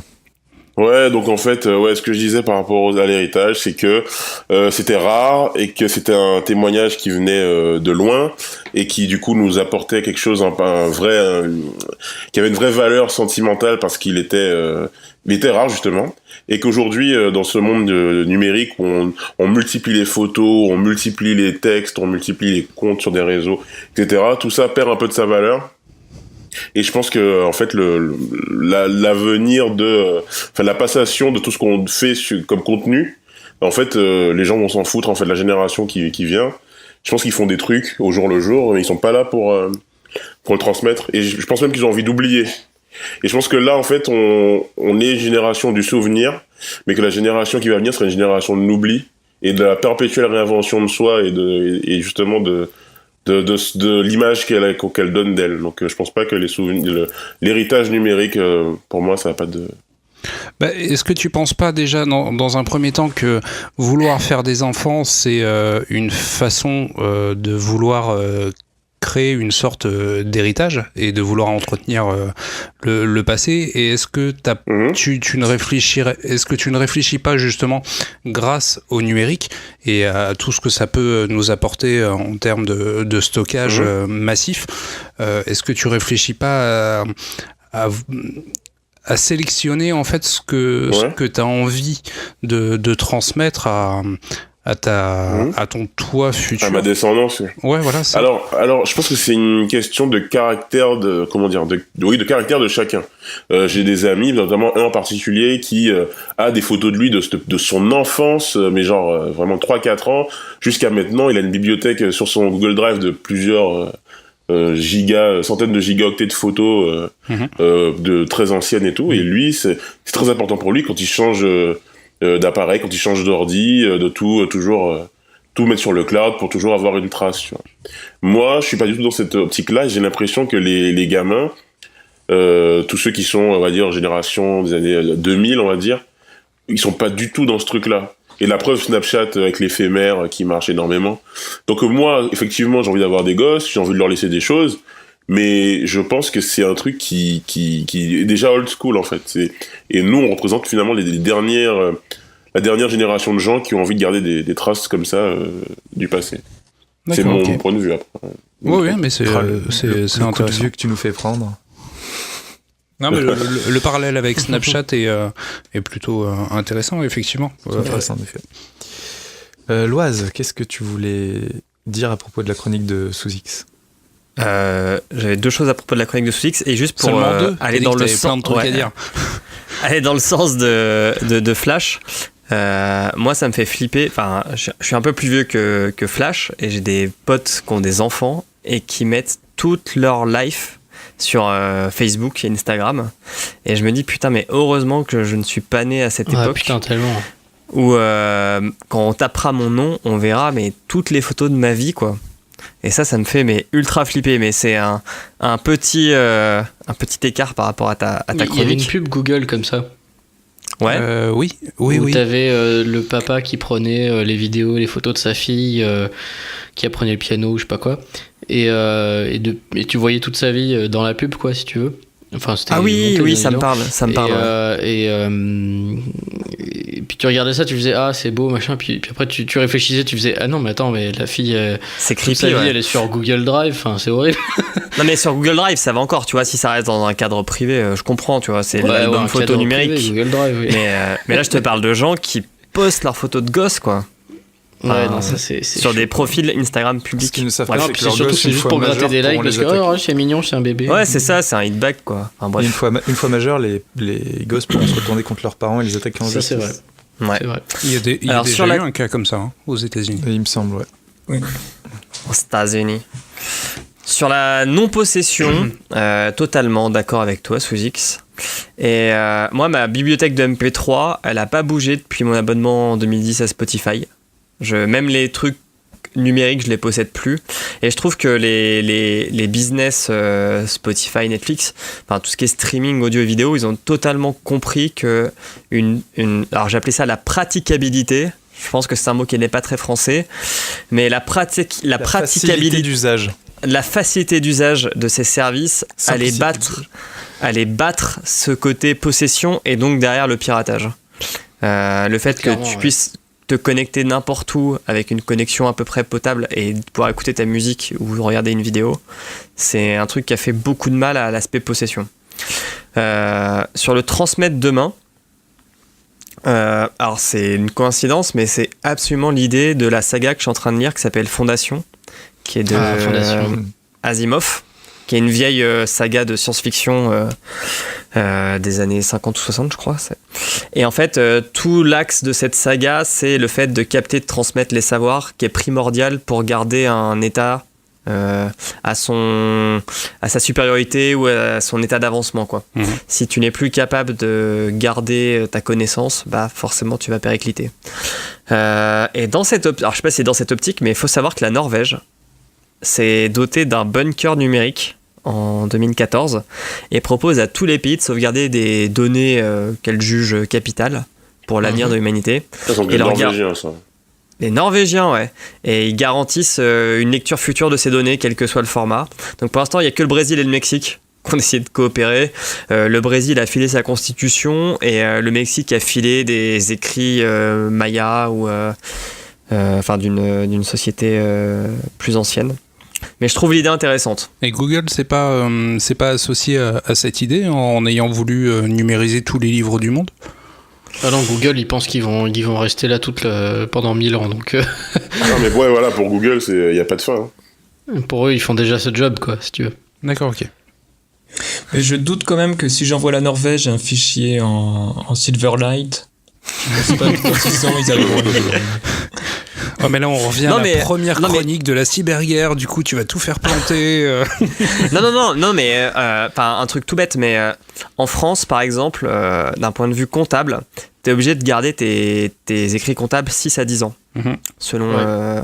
Et tu es redevable de pouvoir les fournir. Donc, c'est-à-dire que si tu changes de système informatique comptable, il faut que tu gardes une copie de l'exécutable pour pouvoir lire tes sauvegardes antérieures. Et je pense que la Norvège, en fait, à chaque fois qu'elle archive une donnée, elle archive le lecteur ou l'exé, enfin le logiciel qui permet de lire ce truc, quoi. C'est hyper malin, ça. C'est smart. Simple, measurable, etc. Par contre, j'ai l'impression que ce genre de truc là, de bunker numérique, enfin, c'est pourquoi en fait. C'est-à-dire que c'est pour que les gens dans 1000 ans se disent tiens, je me demande quelle musique ils écoutaient. Quand on sera à la planète des singes, tu vois, ils pourront aller voir ce qui se passe à l'époque. Bah non, regarde la musique classique aujourd'hui. Il y a beaucoup de gens qui s'en battent pas les couilles. Mais elle est pas morte, la musique classique, elle a continué à perdurer. Il n'y a pas eu une époque comme ça où d'un seul coup toutes les partitions avaient été disparues. Elle est au même niveau que le jeu mobile. Putain, on va comparer jeu mobile et musique classique. Hein. Pour moi, le jeu mobile est au-dessus de la musique classique. Hein. Et même, je pense que Monument Valley est au-dessus de la Joconde. Enfin, Après ça, c'est mon Prends ça, avis. Hitz. Rapidement, Léonard. Rapidement, François Courtis. Ouais. À mon avis, aussi, il faut dissocier tout ce qui est héritage de données. Un peu l'héritage de ce qu'on avait avant, c'est la bibliothèque de Papy, avec tous ces livres sur Nietzsche et tout ça. Les encyclopédies en 15 volumes. La bibliothèque d'Alexandrie, elle est encore là. Hein. Ouais, mais à mon avis, toutes ces dossiers... Elle a brûlé. Elle aurait pu être encore là. Les pyramides sont encore là. Non, en fait, elles ont brûlé aussi. on veut d'avoir l'info. Vas-y, François mais donc, Courtis, toutes ces informations qui sont, on va dire, pour être rapide, qui sont bibliothéquées, je pense que là, en fait, il n'y aura jamais de problème puisque tout est déjà dématérialisé et accessible. Donc en fait, l'héritage, ce sera juste un tableau Excel avec les titres et l'interprète. Putain, on va léguer aux gens des tableaux Excel, quoi. On est vraiment des connards. Mais Excel, mais maintenant qu'ils sont en format open document, ils seront lisibles. C'est un format un peu standard. N'importe quel logiciel. C'est ça. Tant que c'est pas un CSV, moi ça me va. C'est ça. Mais de toute façon, il y aura toujours un service qui aura toutes ces données, toutes ces musiques, tous ces livres accessibles. Il y aura toujours après, des évidemment, ce sera faire du business. Ouais, après, évidemment, ce sera sûrement un service payant. Ça sera Google Play. T'imagines ? La BNF, ça devient la bibliothèque Google Play. Mais pour tout ce qui est données perso, à mon avis, de toute façon, dans 10 ans, on mettra tout sur Google Drive. T'auras plus ton petit disque dur tout pourrave ou ton CD. Ouais, ou équivalent. Et à mon avis, le cloud, il va progressivement, il convertira lui-même tes petits fichiers JPEG et JPEG, etc. Dans les nouveaux formats. Donc, tout le problème, donc tout le problème du vieux format, ça va, à mon avis, ça va disparaître progressivement. Ouais, mais pareil, là aussi, ce sera payant. Parce que tu vas accumuler tant d'années au bout de 30, 50 ans, 60 ans de vie. Donc au bout d'un moment, il faudra quand même payer le service de hosting. Mais tous ces lecteurs dont vous parlez, enfin, ils seront pas intégrés à l'OS directement. Enfin, tu vois, quand tu utilises un iPhone, soit le format, tu peux le lire directement via iOS, soit tu peux pas le lire. Et c'est rare que même avec une application, tu puisses lire, à part peut-être les documents Office, quoi. J'ai une question. Parce qu'on parle depuis tout à l'heure de stockage et tout, mais pour quel document vraiment ? Quel document mérite aujourd'hui, pour tout un chacun, pas pour les États, qu'on les conserve comme ça des années ? Les sextos. Ah ouais, bah oui. Désolé. Bah oui, maintenant que tu le dis, effectivement. J'y avais pas pensé. T'aimerais pas Non, mais on a déjà archives nationales et tout déjà, donc ça constitue déjà des données qui sont qu'on juge importantes de garder, quoi. Oui, ça fait même des beaux bâtiments moches dans toutes les villes de France. C'est ça. Non, mais qui pourraient faire l'objet d'un regroupement et d'être mis dans un bunker, j'en sais rien. Enfin, c'est une connerie, mais. Mais l'idée du bunker, c'est pas con parce qu'en cas de grosse tempête solaire, on peut dire au revoir à toutes nos données Google, etc. etc. Je pense que vous écartez quand même le problème principal de tout ça, et je laisse Cosmo conclure. C'est on est en plein dans une période écologie. Ça consomme un max, les data centers. Ils nous font chier ces véganes. Non, mais garder en vie toutes ces données, ça consomme. Ça va coûter de plus en plus cher. Ouais. Vous inquiétez pas, pas de moyen de les conserver dans des stockages holographiques. Places, quoi. Stockage holographique dans des cubes de verre. Parce que l'énergie du data center peut faire une page de livre, c'est rentable après 50 ans. C'est-à-dire qu'une page de livre imprimée écologiquement coûte plus cher si elle dure moins longtemps que 50 ans par rapport à une page électronique. Parce qu'effectivement, à stocker un livre, ça ne vaut rien pratiquement, mais à produire, pour faire le papier et l'encre, ça prend beaucoup plus de ressources naturelles que de l'électricité. C'est dingue. Voilà, c'était le petit tips Green IT. Mais quand on dit qu'un vieux qui meurt, c'est une bibliothèque qui disparaît, est-ce que ça fonctionne aussi pour Google Drive, du coup? Voilà. Si le vieux de la génération Y peut-être. C'est un génocide là avec Google Drive. Cosmoflash, tu auras donc le mot de la fin. Donc profites-en. Oui, non, mais je voulais. En fait, c'est un peu con que j'ai le mot de la fin parce que je voulais revenir sur ce qu'avait dit Loise il y a à peu près 10 ans sur la culture qu'on a, qui est maintenant plus une culture de l'instant, où on veut conserver chaque morceau, chaque photo, chaque truc. Je pense qu'on va de moins en moins vouloir conserver nos souvenirs sur des choses matérielles, on va dire. Alors on a beau avoir maintenant une résurgence du vinyle et tout ça, je pense que c'est qu'une mode au final.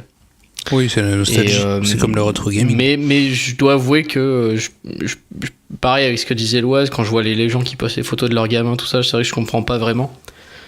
Enfin bref, mes pensées sont un peu dispersées là maintenant parce qu'on a beaucoup parlé, mais voilà. C'était le mot de la fin, un peu complètement nul. Voilà, t'as bien fait d'aller au camp pour te ressourcer et nous sortir cette merde. Mais justement, le camp, parlons-en. Le camp, on n'a pas pris de photos, on n'a rien fait, et pourtant j'ai plein de souvenirs, donc voilà. C'était mon. Ça s'est pas chier de pas avoir de photos. Y a-t-il besoin d'un support? Y a-t-il besoin d'un drive quand a-t-on besoin de photos? Le cerveau. Et l'on enchaîne enfin avec la dernière chronique, celle de François Courtis, qui va nous proposer un top 4. Enfin, la chronique de François Courtis qui va nous proposer un top 4 des jeux de propositions de jeux en réalité augmentée. On l'a refait? Ouais. Si tu veux. Aucune pitié. Sous-X n'a aucune pitié.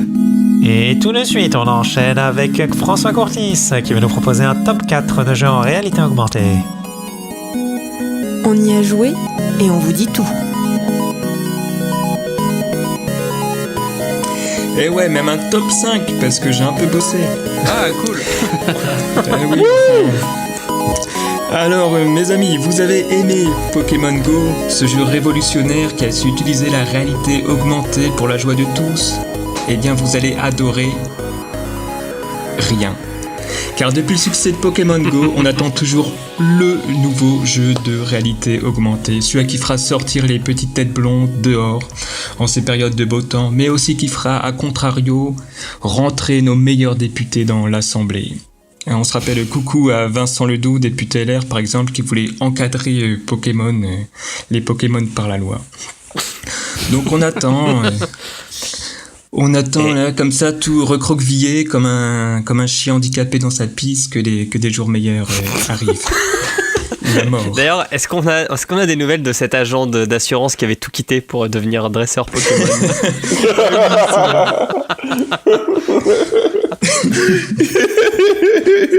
Il doit se sentir un peu con.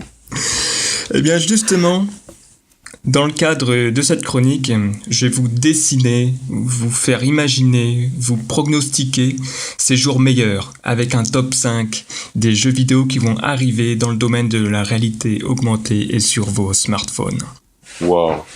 Alors numéro 5. Donc pronostic numéro 5, ce sera Splatoon Go. Je pense que là, ça c'est assez évident.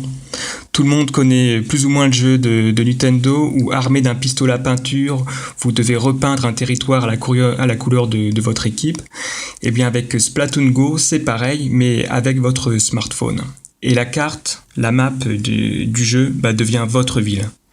Donc un peu à l'instar de Pokémon Go, lors de l'inscription, vous choisissez une équipe, bleu, jaune, etc.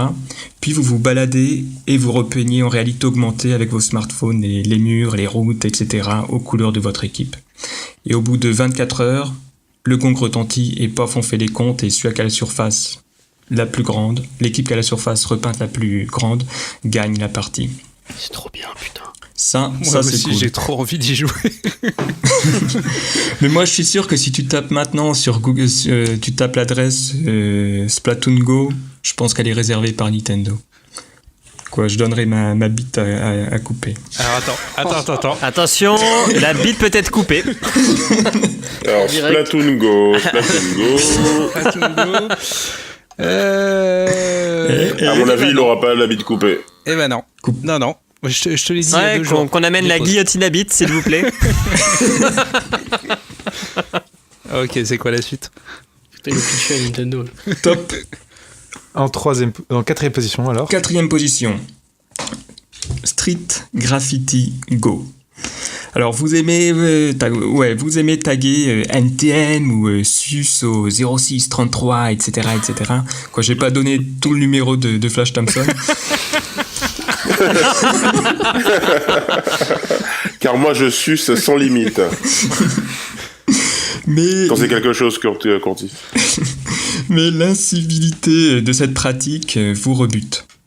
Eh bien, vous allez être sauvé parce que vous allez avoir l'application Street Graffiti Go, et ce qui vous permet en fait de taguer les murs en réalité augmentée avec votre smartphone. Le graffiti et aussi sa localisation, sa géolocalisation seront conservés à jamais sur la map et en fait accessibles à tous ceux après qui ont l'appli et qui matent à travers leur écran la vie de l'espace. Donc je pense que l'application va cartonner, mais en fait va vite perdre son intérêt au bout de 3 mois, puisque je pense que l'ensemble des grandes villes vont être repeintes avec des grosses stacks de bits.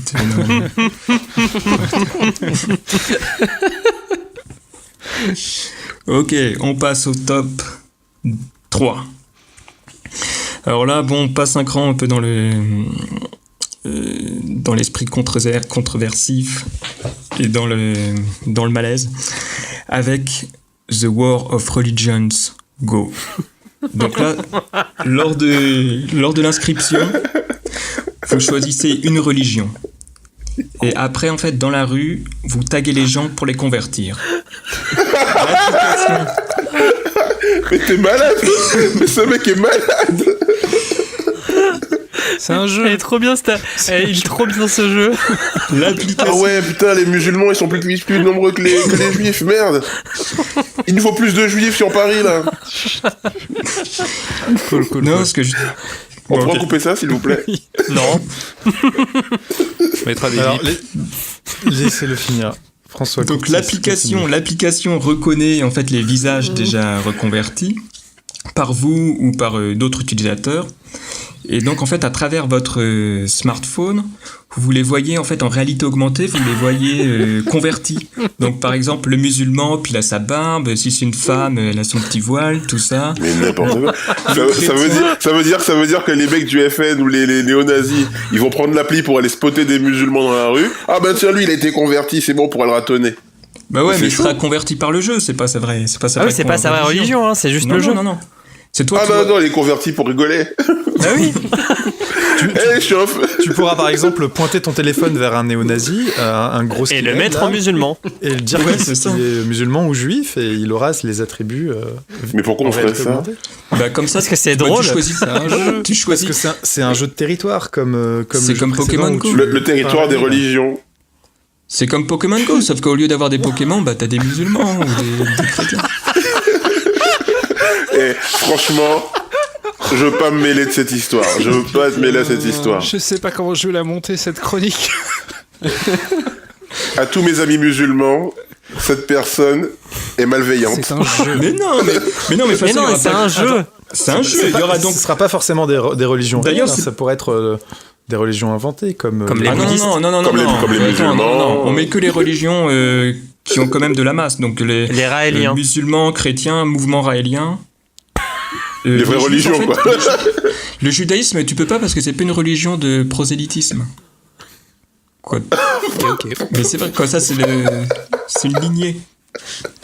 Un peu de mais bon, on s'écarte comme le camerounisme. Mais ça c'est vrai. Donc bon, je reprends. Alors, si vous êtes...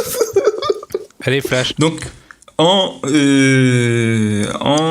réalité augmentée, hop, vous pouvez voir vos musulmans... pardon. Ok, je refais, pardon. Donc en fait, à travers votre écran de smartphone, vous voyez les convertis déguisés par votre réalité, par la réalité augmentée du smartphone. Donc par exemple, le musulman, il porte une barbe ou un voile, en quoi si c'est une femme. Le chrétien, lui, hop, il se retrouve en slip avec sa petite couronne là, hop, sur la tête, et en train de porter sa croix.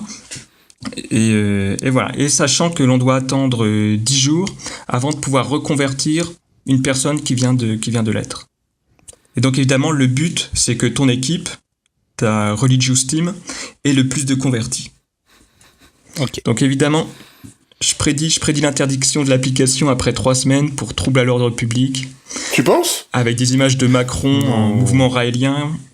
Non, franchement, je pense pas. Hein. Ça va passer crème. Au KLM. Alors, François Courtis, quelle est ton application en deuxième position ? Top 2. Alors là, on augmente pareil le niveau. Ça s'appelle... Qui était déjà très bas. Bon, alors on creuse encore plus bas. Ça chauffe, on atteint le noyé de la Terre. Alors ça s'appelle Prude. Quoi, en prude hein, en anglais, donc vous traduirez. Prude japonaise, girl go.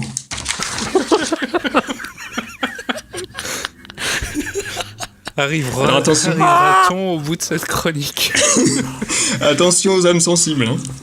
Alors là, vous interprétez en fait une collégienne japonaise, toute prude, et la réalité augmentée de votre application, de votre smartphone, va transformer tous les hommes qui passent dans le cadre de votre smartphone en mec à poil en train de se masturber. Et donc...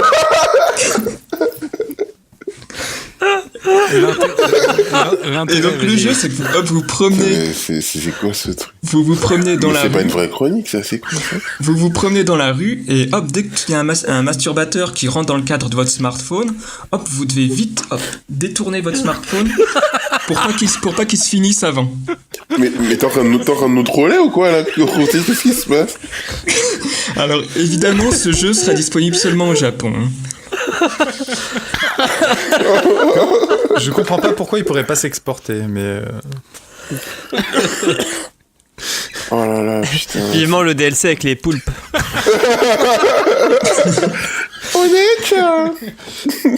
J'ai trop la bonne taille. Et donc, ça, ce n'est que le jeu en deuxième position. Quel est le jeu en première position? Hitler Go. Non, pour le jeu en première position, je vais terminer par une pirouette et en vous demandant, et vous, quel serait votre jeu en première position? Qu'est-ce qui répond en premier? Flash Thompson. Alors moi, j'ai avec mon équipe de Santa Monica, on bosse sur Alternate Killer Reality. Donc en fait, c'est un jeu en réalité augmentée où en fait on incarne un serial killer. Et en fait, on scanne les gens avec le smartphone, les gens qui passent, et en fait on les tue. Et en fait, on choisit une arme du coup dans une roue d'armes. Alors quand tu payes, tu peux avoir de nouvelles armes, genre le lance-flamme, le gaz moutarde, tout ça. Et en fait, après, tu balances sur des gens qui passent, quoi. Voilà. Donc ça fait plaisir. C'est pour les enfants. Ça peut être assez amusant. Le gaz moutarde, c'est quand même violent. Je pense interdiction sous 3 jours. Peut-être même interdiction pendant le développement. Il se peut qu'on soit interdit de développer ce jeu. Ou sinon, disponible que sur Android.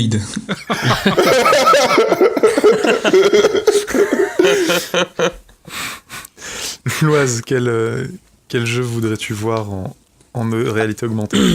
Alors moi, c'est un jeu qui ferait gagner de l'argent à des gens tout en les sensibilisant à une cause. Oula.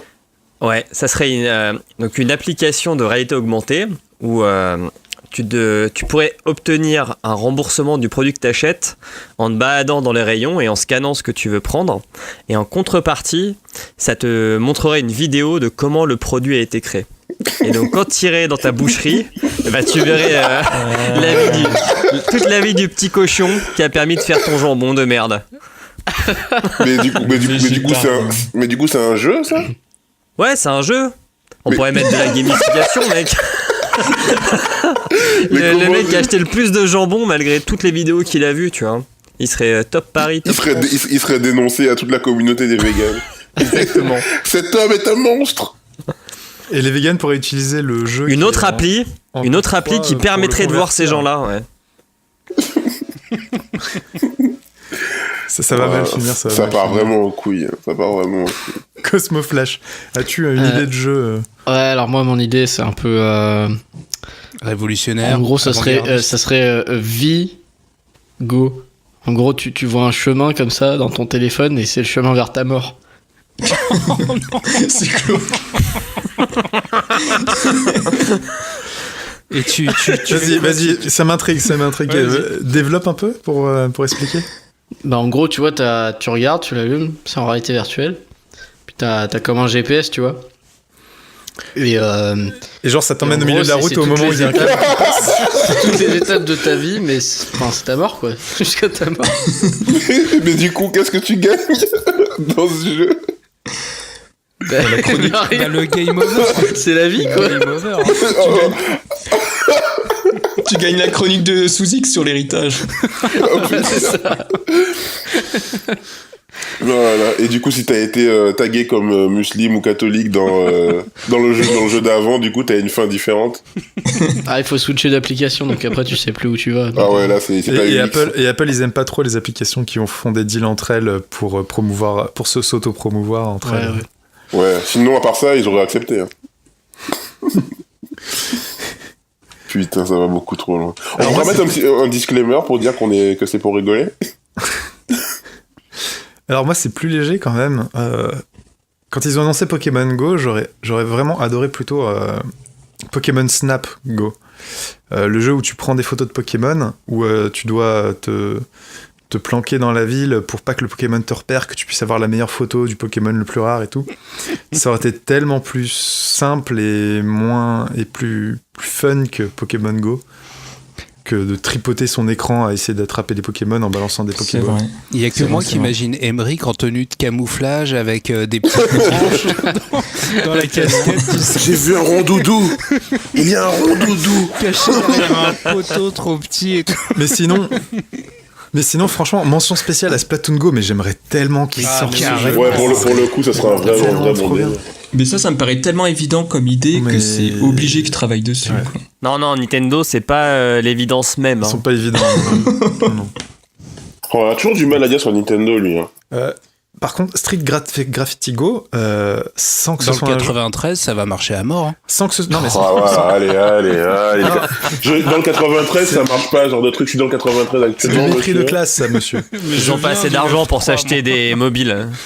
Mais venez dans le 93, monsieur, c'est un très bon coin. Par contre, ça existe un peu déjà, mais sous une forme différente. C'est-à-dire que t'as des expositions en réalité augmentée. T'as certains musées ou même des villes qui ont...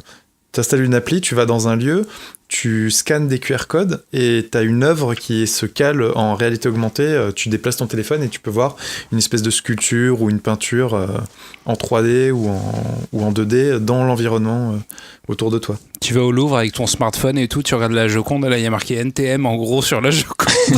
Alors ça, il y a un collectif qui s'appelle Public Ad Campaign qui remplace les panneaux de pub en réalité augmentée. C'est-à-dire que tu as un panneau de pub et tu prends ton téléphone et tu lances leur application et tu pointes le téléphone vers le panneau de pub et à la place de la pub, tu vois ce que eux ont mis une autre œuvre. Ah, c'est cool ça. Ah ouais.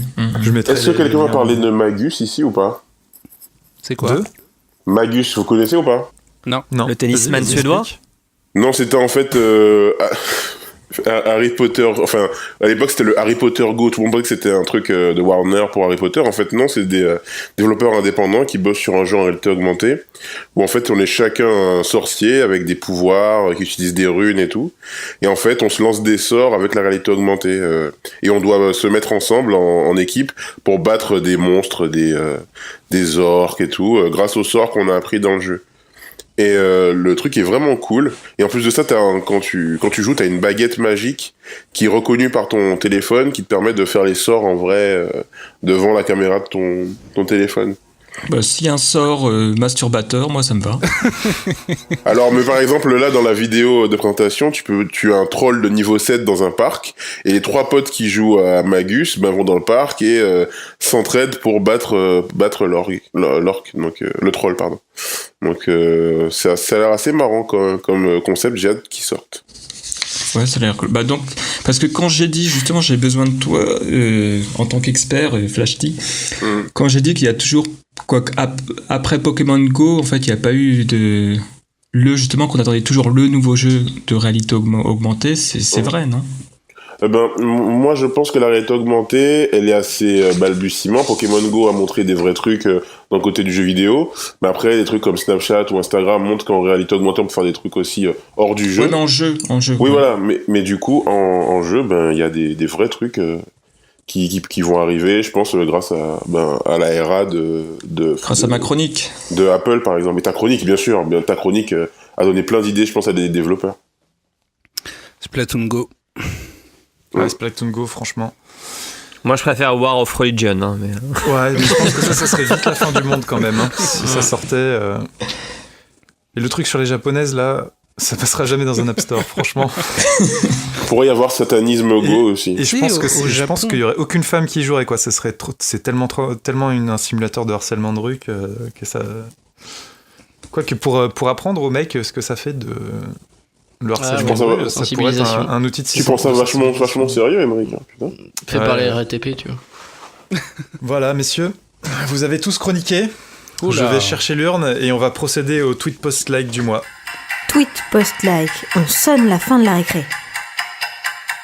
À l'intérieur de cette urne, vos 5 TPL, je vais en ajouter un 6e, le mien. Et tout de suite, le dépouillement. Flash Thompson ? Oui. C'est toi qui commences. Quel est ton tweet post-like du mois ? Alors, mon like, c'est pas un tweet ni un post, c'est un like sur la page Facebook du vidéaste Will M. Est-ce que vous connaissez Will M ? Non, pas du tout. Christophe ? Non, juste Will, W-I-L, espace M-A-I-M-E, avec sa page Facebook, la page de Willem. C'est aujourd'hui le premier vidéaste de Facebook en France, et il se mesure à des grands vidéastes américains qui ont quitté en fait YouTube pour faire leurs vidéos sur Facebook. Il a commencé en faisant des petites vidéos merdiques sur comment draguer une nana, comment avec un peu d'humour, tu vois. Et aujourd'hui, il se dit qu'il préfère de la vraie fiction. Et par exemple, sa dernière vidéo, ce qui s'appelle « Si tu commettais un meurtre, lequel de tes potes te couvrirait ?» a fait 23 millions de vues en à peine une semaine. Mmh. Et sa précédente a fait 43 millions de vues. C'est un petit Français sorti de nulle part qui est en train de battre tous les records. Et on parle pas beaucoup de lui, mais les gens, les vrais, connaissent. C'est un peu comme Soflo, non ? Alors, Soflo, je connais pas, mais je veux bien que tu m'en parles. C'est un truc de merde sur Facebook. Un mec qui faisait des vidéos, tout ça, qui reprenait des vidéos d'autres gens pour faire du buzz, quoi. Ouais. Et qui s'est fait lyncher par toute la communauté, quoi. Mais qui continue, parce que maintenant, il vaut plusieurs millions de dollars. Donc maintenant, ça a été un des premiers à avoir des pages vérifiées sur Facebook et tout ça. Enfin, bref. Mais ce qui est bien avec Willem, et je c'est du bon contenu, Willem. Ouais. Oui, voilà, c'est ça, c'est que il fait de la vraie bonne fiction avec des petits moyens, parce que c'est pas. C'est pas Soflo alors. Mais c'est pas un réal, hein. Il fait ça avec ses potes, petite caméra un peu merdique, mais il y a des vraies idées et c'est bien écrit, donc à voir. François Courtis, c'est toi qui passes en suivant pour le tweet post-like. Et oui, merci pour cet honneur. Et je vais donc liker la page Facebook de Theories of the Deep Understanding of Things. Et pourquoi ? Donc déjà, qu'est-ce que c'est ? En fait, c'est une page Facebook qui publie des photos drôles, peut-être comme il y a des milliers. Mais en fait, je like pas pour le contenu, mais par juste du fait qu'en fait qu'ils ont un Patreon. Et je trouve ça assez rigolo parce que quelque part ils ont créé un sort de paywall pour pure player sans domicile fixe. Je la reprends. Donc c'est un site, puisqu'ils n'ont pas de site, mais ils ont beaucoup de fans, donc ils ont beaucoup d'audience. Donc quelque part, ils ne pouvaient pas se faire un paywall pour monétiser tout ça. Donc ils ont créé un Patreon, et sur le Patreon, ils balancent énormément de contenu qui est visible que par les Patreonneurs, par les Patreos, que par ceux qui payent. D'accord. Et je trouve que c'est vraiment un nouveau, quelque part un nouveau modèle économique, c'est-à-dire le pure player payant sans domicile fixe. Après Soral, Facebook. Ok. What? J'ai pas compris. Vous vous rappelez pas de Curtis qui nous parlait de Soral qui avait été le premier à monétiser La première cam girl. Ouais, exactement. La première cam girl de France. Non, j'ai pas bon. C'est pas comparable. Si, Tu as tout à fait bon. Faut que j'arrête d'écouter l'école des facs. Exactement. Alors moi, mon tweet post-like, c'est un... Ah bah oui, et que tu nous dises YouTube. quelque chose quand même dans cet épisode. On t'écoute, Emmerich. C'est vrai, j'ai pas assez parlé. C'est une vidéo YouTube de Kirby54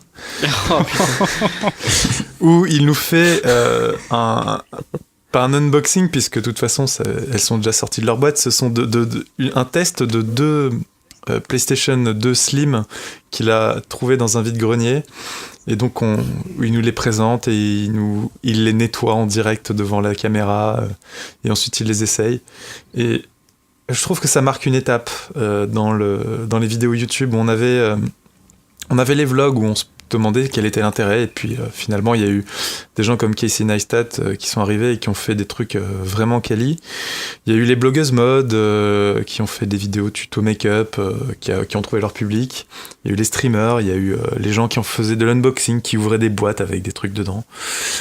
Et là, je pense qu'on atteint quelque chose. Alors, on peut se demander à quoi ça sert, comment ça va...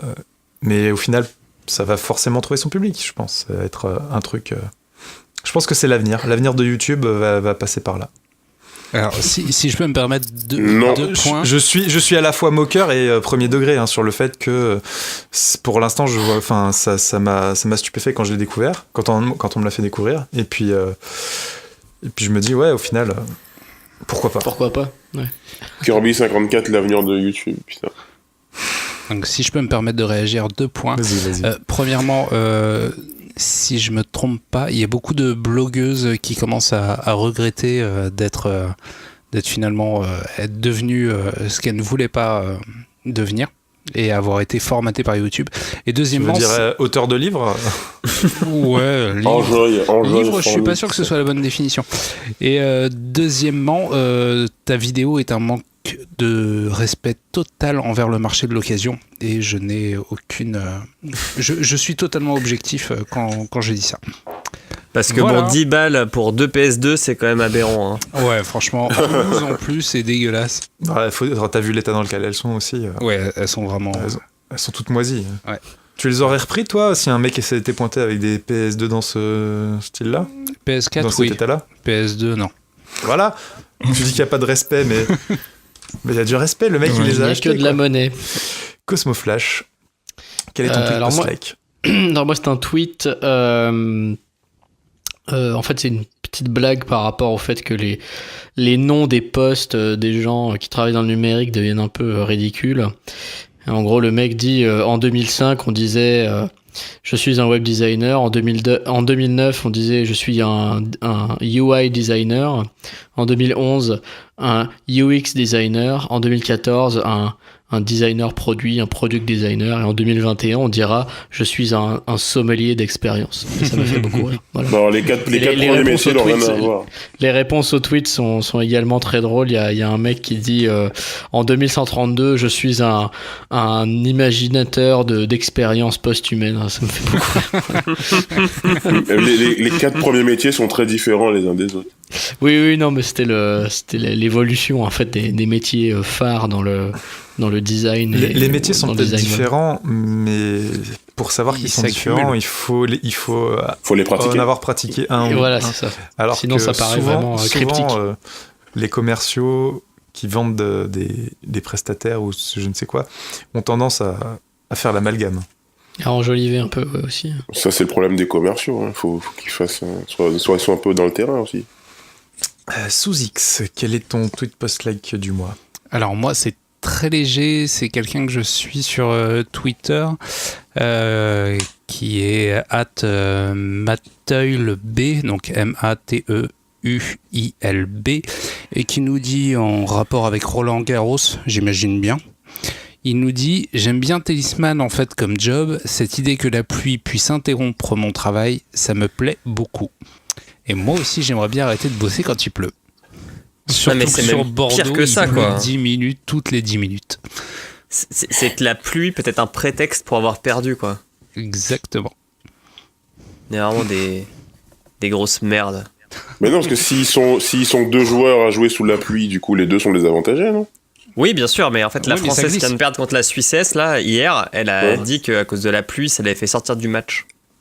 À cause de la pluie, était nul, quoi, en fait. Ok. C'est ça qui est... C'est la faute à la manette. Introspection over 9000. Loise, le dernier tweet post-like te revient. Fais-en Cool. bon usage. Moi, c'est un tweet. C'est un tweet de Monsieur Denis Morart. Je pense que j'écorche son nom. Il vit à Berlin, il doit être allemand. C'est juste, hier, c'était la conférence Apple des développeurs et des concepteurs de solutions logicielles. Et en fait, on a appris pas mal de choses, dont la refonte de l'Apple Store et aussi de l'application podcast d'Apple, qui est la première application au monde pour l'écoute de podcasts. Et ça a l'air vraiment pas mal. C'est un truc qui est beaucoup plus user-friendly que ce qu'elle n'était, parce que l'application podcast n'a pas évolué depuis 2-3 ans maintenant. Ou Et même Plus que ça. Hein. plus que ça, bah, en tout cas, ouais, c'est vrai que ça a la même tête. Elle a eu une refonte graphique avec iOS 7. Mais en termes de fonctionnalité, ça n'a pas changé, ouais. Et enfin, ils vont essayer de faire un truc qui soit plus en lien avec le contenu des podcasts. Donc ça m'attire. Voilà.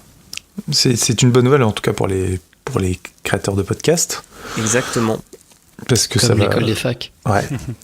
Et Ils on sont aime bien, du coup, ils sont pas mal, on l'école aime des ça. facs. Eh bien, cet épisode de l'école des facs arrive à sa fin. Et cette sentence est irrévocable. Oh non, c'est trop triste.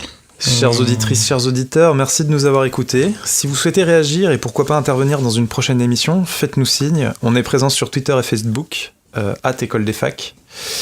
Mes amis aventuriers de la tribu, je vous laisse le mot de la fin.